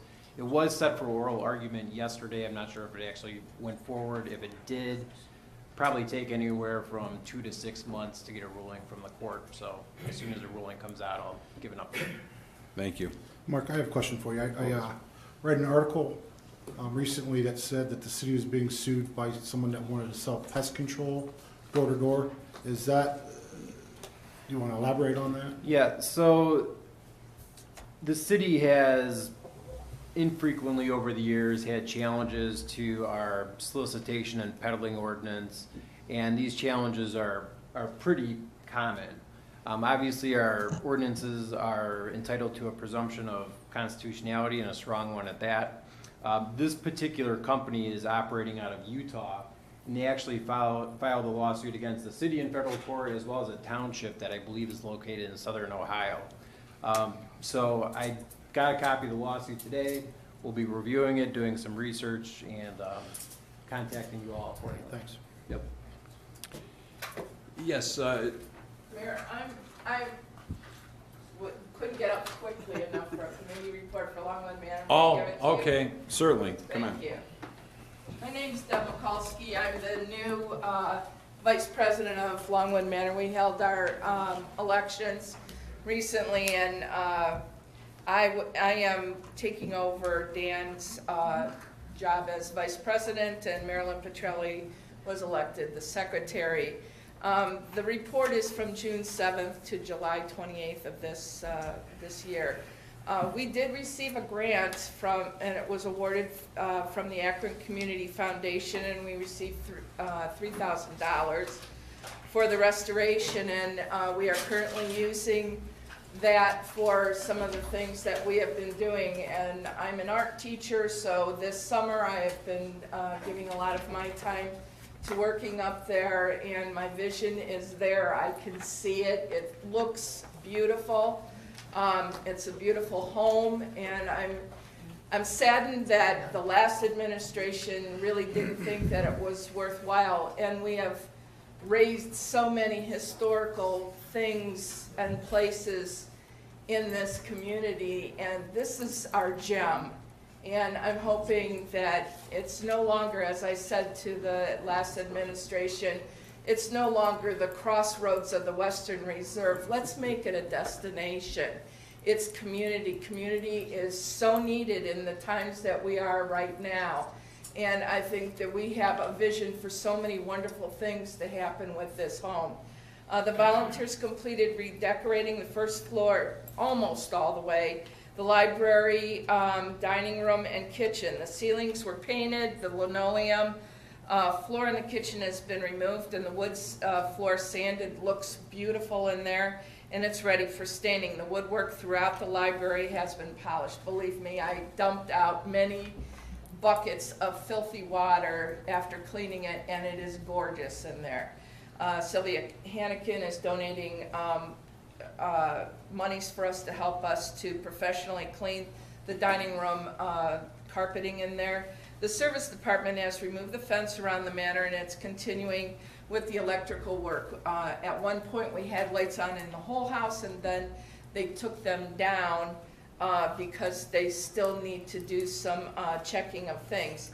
The city restrooms in the manor have electric on, and the location point to turn the water back on has not been found yet, and the city's checking with the water department.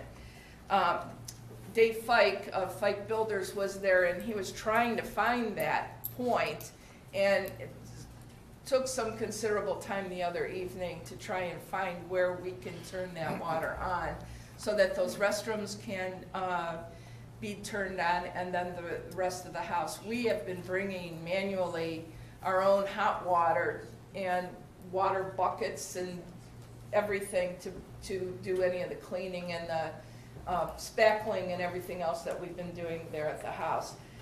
There was a meeting held the 25th in the mayor's office with Dave Fike in the building department, and the city suggested postponing. We were going to have an open house on the 20th of August, or 22nd of August, and we are no longer going to have that because we would like to make sure that the fire and safety issues have been completed and an occupancy permit for the residents, occupancy is issued for us so that everything, our P's and Q's are there, that everything is safe for the public.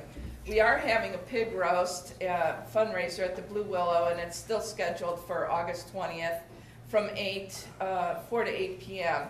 And I have tickets if anyone's interested. The adults are $15 and children 12 and under are $7.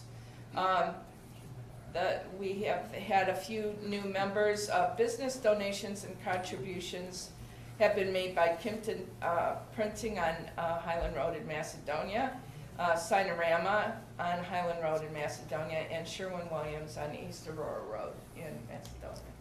Thank you very much, and the current fiscal report is attached to your reports. Thank you so much. Thank you. You know, just to elaborate a little bit on the water, and I'll just be quick with this, is that I've reached out to the previous service director to find out where the water vault was, because I just couldn't remember. I was mayor at the time when we put the water into the park. Apparently there's a water vault right at the entryway of the driveway to Longwood Manor. Yes. There's a water vault there.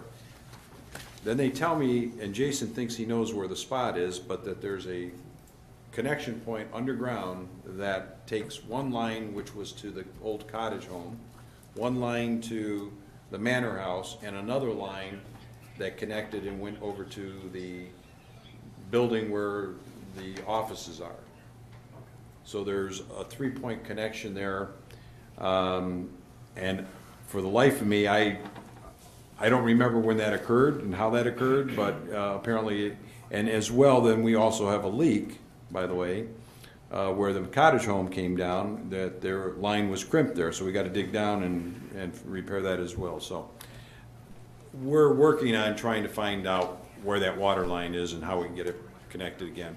And apparently City of Cleveland came out at that time when it was shut down and they pulled the meter. So, and that's probably been a few years ago, I'm assuming. That was some time ago. Last year they were out there trying to help locate the lines where they couldn't figure out either. Okay. I had no idea. So with any luck, this crimped line that was to the servant's house at the time could be a main feed going to that house too. Sure. If we connect it, we'll get lucky. So, all right. Okay, hearing no other department reports, any unfinished business? Mr. Mayor, I have some unfinished business. At the last council meeting, things got a little dramatic towards the end, and you know, I know it was a long meeting, but we had a counselor, you know, do some things that were not, you know, unbecoming, or did some things unbecoming, and at this time I want to give her the opportunity to apologize for saying and, you know, lobbing insults into the crowd. Mr. Bilkey, as you recall, there have been a number of meetings in which people are making comments during the meeting from the back, and I was trying to clarify something with the clerk, and they were interrupting with discussion and laughter and so forth, so I asked them to shut up in the back. I normally wouldn't do that, but it was such a long meeting, and I normally do not, as you know, I put up with a lot in these meetings, and as far as I'm concerned, we're not going to have any of that ever again, but I think from the kinds of situations that have obtained in these meetings, I think that was a minor item compared to what else has gone on. So moving along, do you have anything else? Do you want to elaborate what else has gone on? Well, as you know, I was censured here, as you know. I voted yes for it. Yeah, yes. I know you did, and I was completely blindsided without any knowledge that it was going to happen, and I think that's all been aired, but I'm just saying, meeting after meeting, there have been personal attacks on me, and I personally think we're going to move on, and if, regrettably... Not to get in a debate here, but well, we do have to maintain a decorum and a professionalism. Right, I agree. That I agree. wasn't shown. Okay.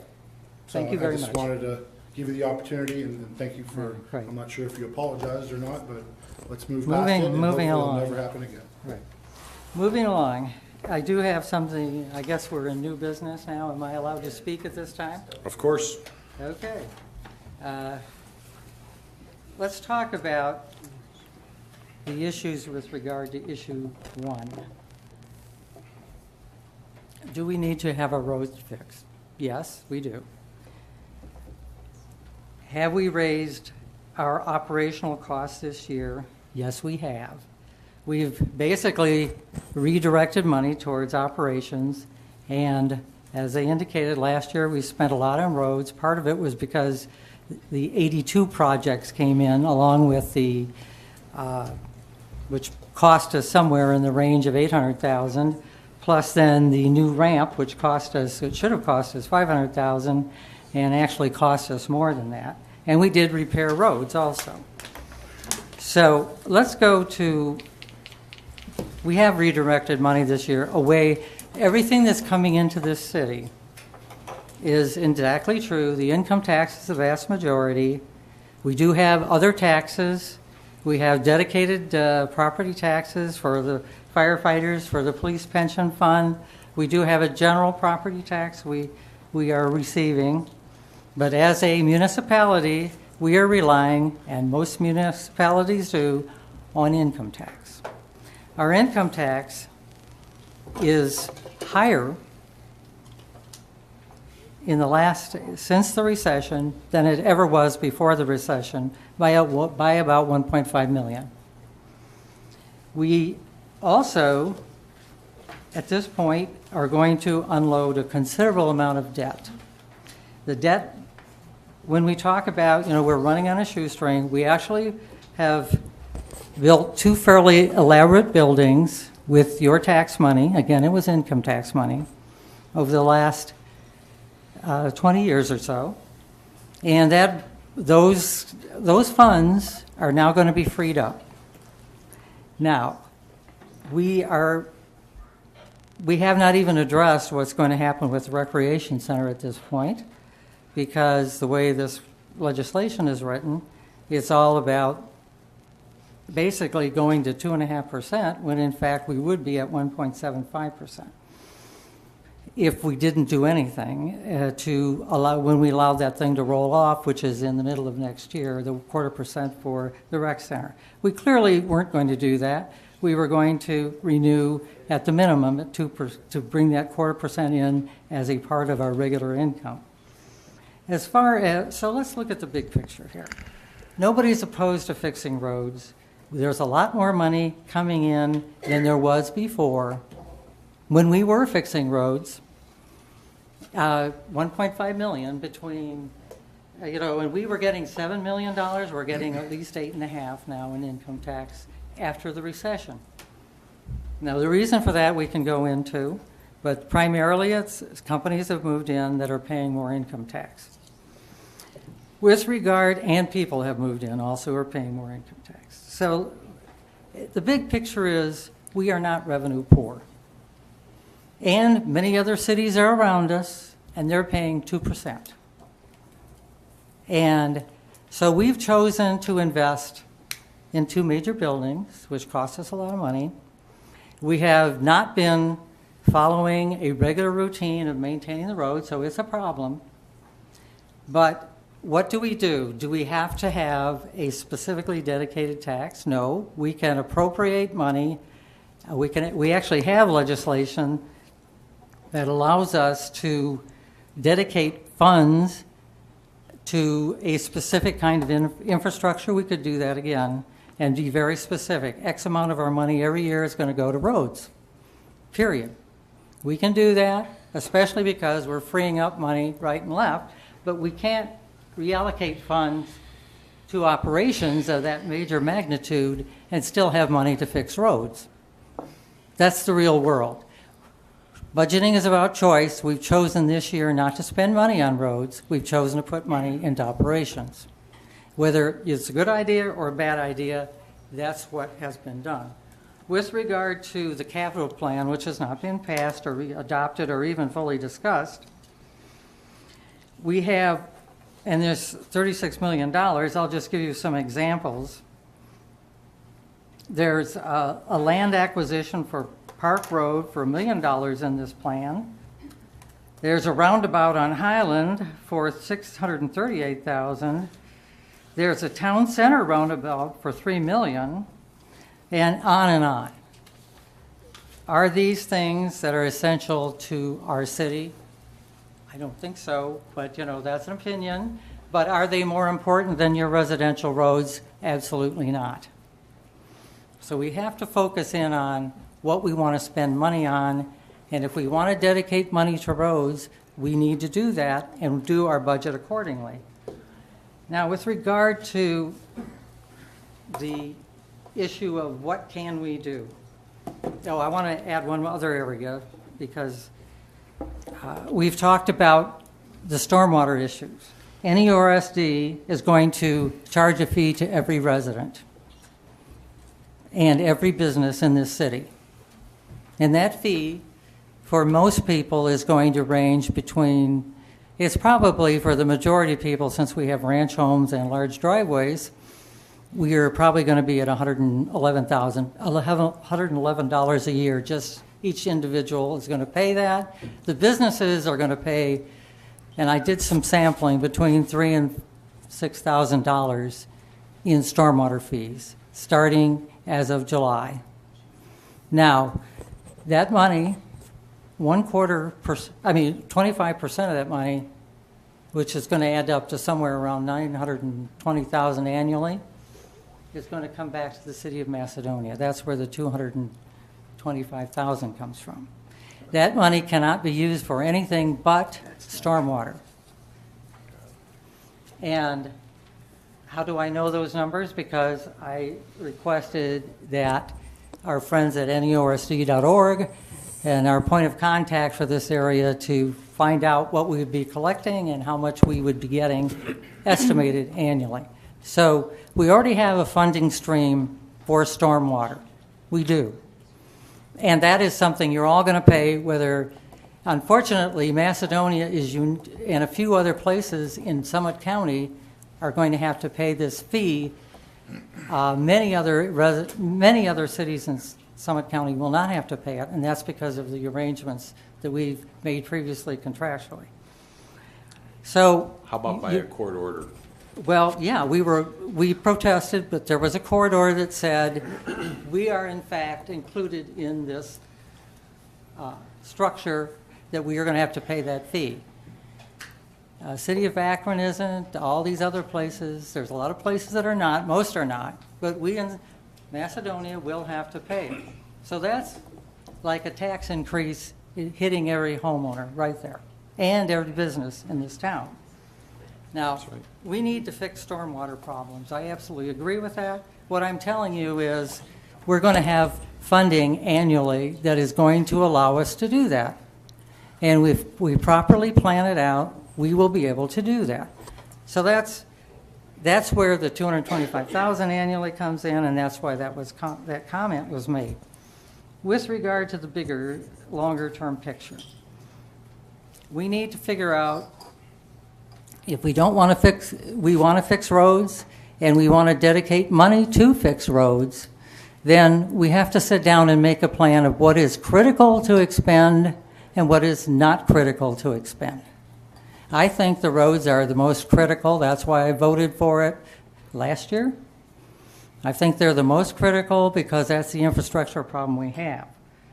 We have other issues, but acquiring Park Road is not something on my list. Having roundabouts everywhere that we need to pay millions of dollars for, I don't think is important either, compared to what we're paying, what we should be paying money for, which is our basic infrastructure of residential roads. Now, can we, if we look at having a 2% tax rate, what can we have? We basically are going to be down. We will have 800,000, almost a million more, but probably 850,000 that will be there for dedicating to roads, period. Second, we have other areas. If we say that again. We have what? 850,000? Right. I'm saying that if we restored the 2% tax rate from the just generally. Now remember, we've got 2 large buildings that we've just paid for at the end of this year.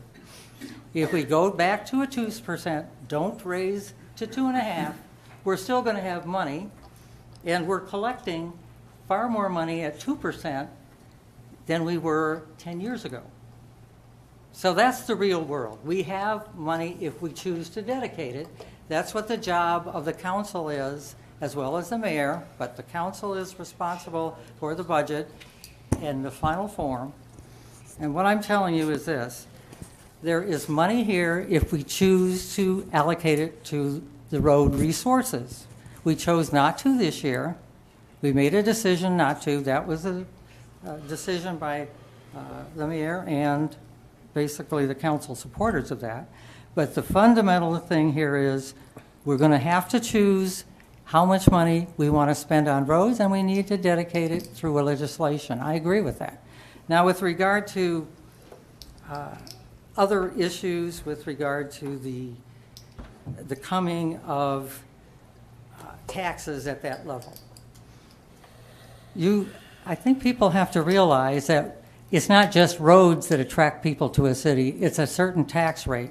If everybody around us has a 2% tax rate and we have a 2.5% tax rate, which is in fact what we're talking about, then we're less attractive to people to move into the community because they can go someplace else and pay 2% of their income rather than 2.5%.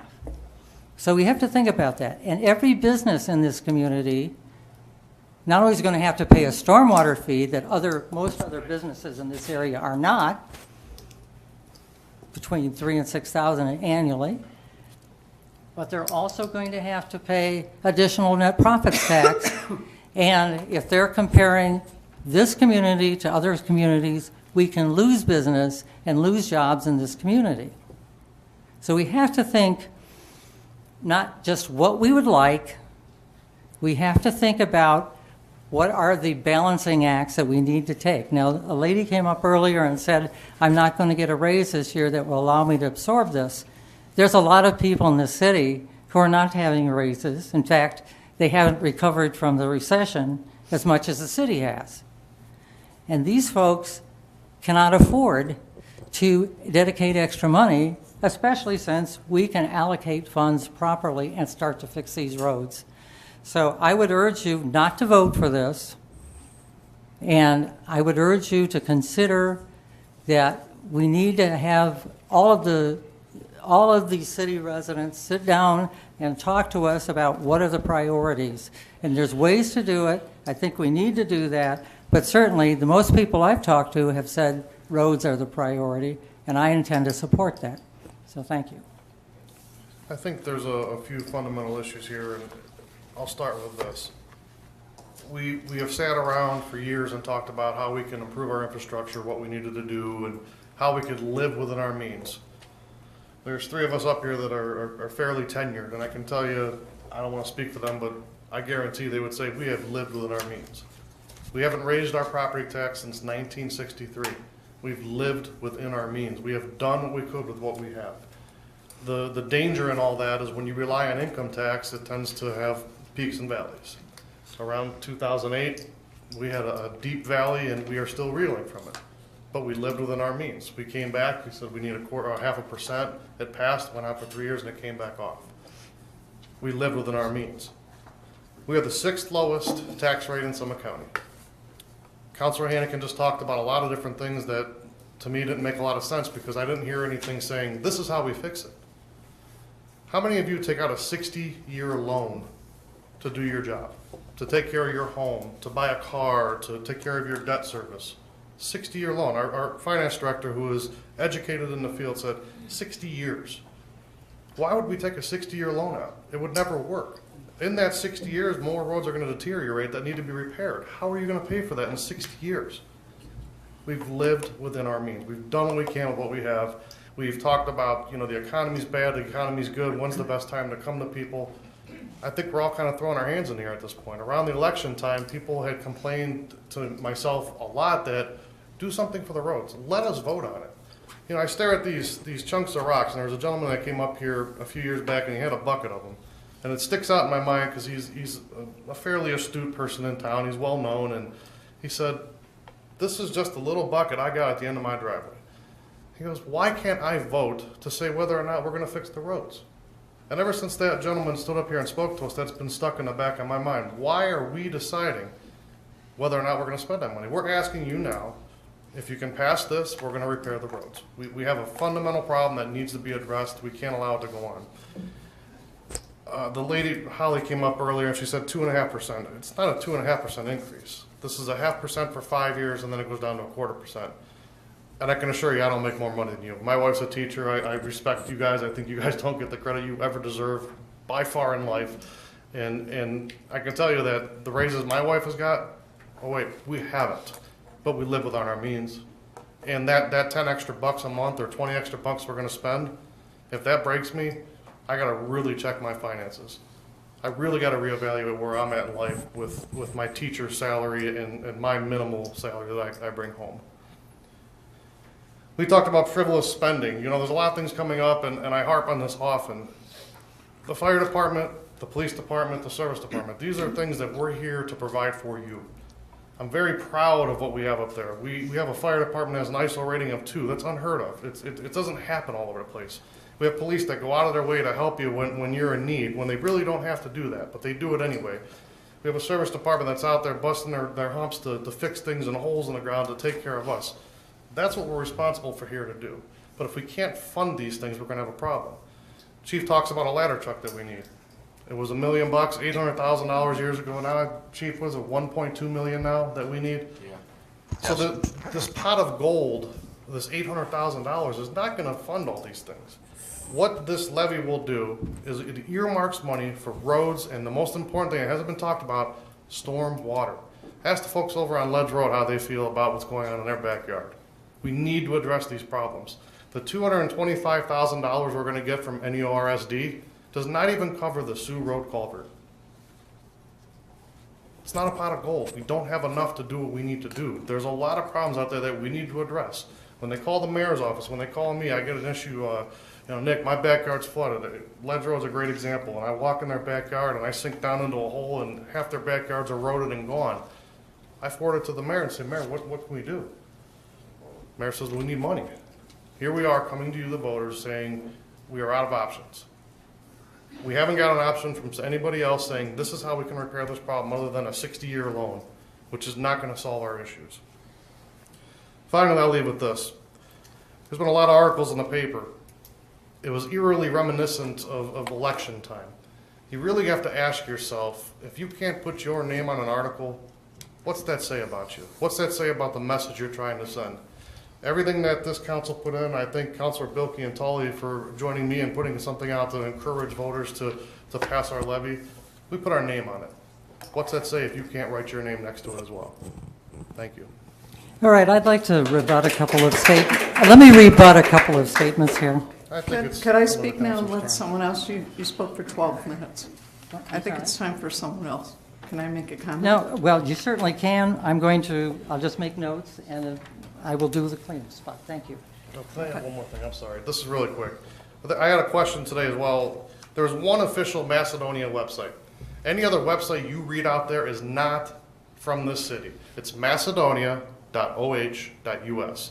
All these other ones that imply that they're from the city, and I'm not even going to give them the credence of saying them, they are not an official website of the city of Macedonia. Macedonia.oh.us. That's the only place, if you want to know something about this community, that's the only official website you can go to. Nor does the city control any of those other websites, or can they add or subtract to it? Right. Make mine very short and sweet. Under unfinished business, yes, I did sign a letter that says please support this. I've lived here off and on since high school, and there's been a lot of building and a lot of additions. I started out on the Indian Creek and now live up on Berkshire. Our roads are horrific. Anyone drives on Crow, ba-bum, ba-bum, ba-bum. I have a daughter-in-law who just came back from California and wanted to know why do we have a sinkhole every 5 feet on that road. The roundabout, which I find interesting in the work session, you said you didn't know what the dollar was, but you can quote it. The roundabout, Highland and Valley View. Anyone drive down there? Anyone ever get stuck in the traffic there at the lights? Anyone wonder why you can't get off of Valley View? Because all of the traffic on Highland? Anyone drive on 91 in Glenwood by Heinen's? That's a whole lot of work going on with stormwaters and sewers. Do you know that ultimately is going to be a roundabout? So if you think it doesn't fit in the community, you need to look outside our community.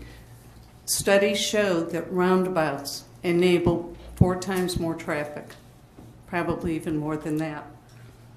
The articles that we're in, I take offense at the why is there an emergency in 2014 and in 2015. We were pled by residents to put it on the ballot. The allies on council at that time chose not to. It's your voice. It's your decision. Am I going to pay? Oh yeah. I'm still working. I may look old. I dye my hair to look a little younger, but I'm still working a full-time job. I'm going to pay. My husband's going to pay. I think it's important what we look at in not just the roads, but the stormwater. How many times have you watched the video and seen the plea on Bedford Road? We're not talking about a little bit of water. We're talking about water that fills an entire basement. We're talking about, we have plans that have been developed for, maybe we need to look upstream before we keep going downstream. Council last year chose to purchase someone's home instead of fixing the problem overall. We don't have the money to buy people's houses. We just don't. But in that situation, that was the only alternative. I think it's time to look at, yes, it's going to cost you money, but yes, what is the outcome? Drive the Birdie streets, drive the B streets, drive any street in this community. I run over back in the B streets, as I call them, Bruce. We did a lot last year, but we didn't finish because we didn't have enough money to finish. Unlike the federal government, I can't go trillions into debt and just never have to pay it. I cannot go from the Department of Defense and take money from our retirement fund as they did from Social Security. I cannot go and take money from veterans benefits. As well, we have a $500,000 emergency fund. I'm not going to use that. I won't even get half of a road done. Not even sure what I could get done for $500,000 anymore. Think with your heart. Think with your brain. Go out and look at the roads before you vote on Tuesday. I would encourage you, though, please go out and vote. I don't think a lot of people know that Tuesday is an election day. And I think it's important that everyone gets out and votes, whatever your decision is. Thank you. You going to say something? No, go ahead. Okay, well, let me just reiterate a couple things. We're collecting 1.5 million more annually in income tax than we did in 2007, okay? And through that whole decade. So right there, we've already got more money than we've ever had. Number two, I'm not talking about only using 800,000. You said it as a bad thing. No, I'm not saying it's a bad thing. I'm saying it's an opportunity. I'm saying it's a great thing because that means we don't have to raise taxes on people. So second, I'm not just talking $850,000 here.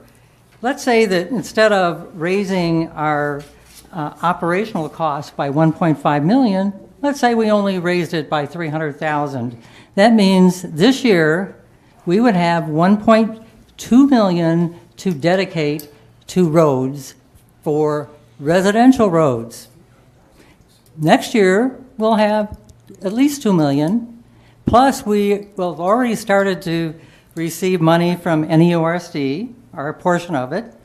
So we're not going to be revenue poor if we don't pass this tax. We will be fine if we appropriate money. No one is against the roads being fixed. What we're against is having our residents pay 0.5% more than any other city around here, and we're not talking minimal money. It's $400 a year more if you are a household that has the median annual income in Macedonia. And if you have more than that, you're going to pay more. But I'm just telling you, we have money if we chose to put it in the right place. But we can't, and it's clear we have debt rolling off, we have stormwater fees coming in, and we chose this year not to spend money on roads. That's the real world.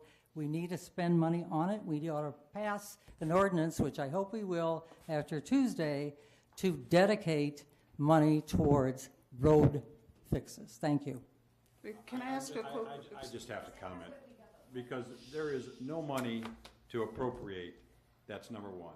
Number two, how many of you have ever served on a jury and they go through a voir dire? You know what voir dire means? It means to tell the truth. And if you don't understand how to tell the truth, you shouldn't be up on this podium speaking, because nothing that's coming out of your mouth is the truth. Well, you're wrong, sir. You're not telling the total truth yourself. You raised the operational costs of this city. Okay. Thank you. Excuse me. Okay, we're at a point now where we're going to adjourn this meeting. Do I have a motion? No, I have one quick question. You make the comment that we overspent. Last year as the finance chair of the committee, you said we had $1 million to spend on roads. So we've been trying to do it, and we did it. We didn't have that million. We did. We did not. Anyway, Okay. let's adjourn. Do we have a motion to adjourn? Wait, I have something new I'd like to say okay. beforehand.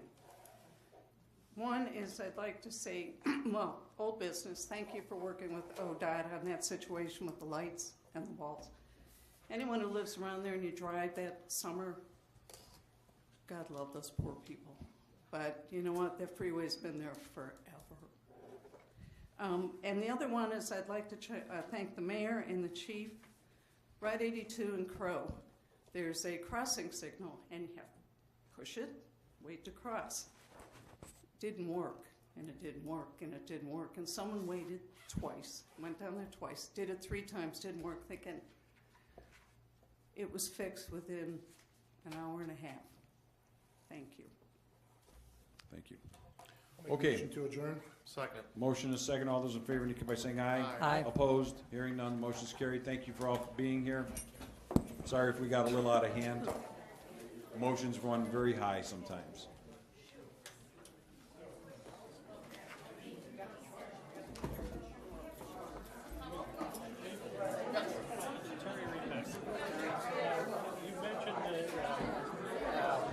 Repairing hydrants and checking hydrants.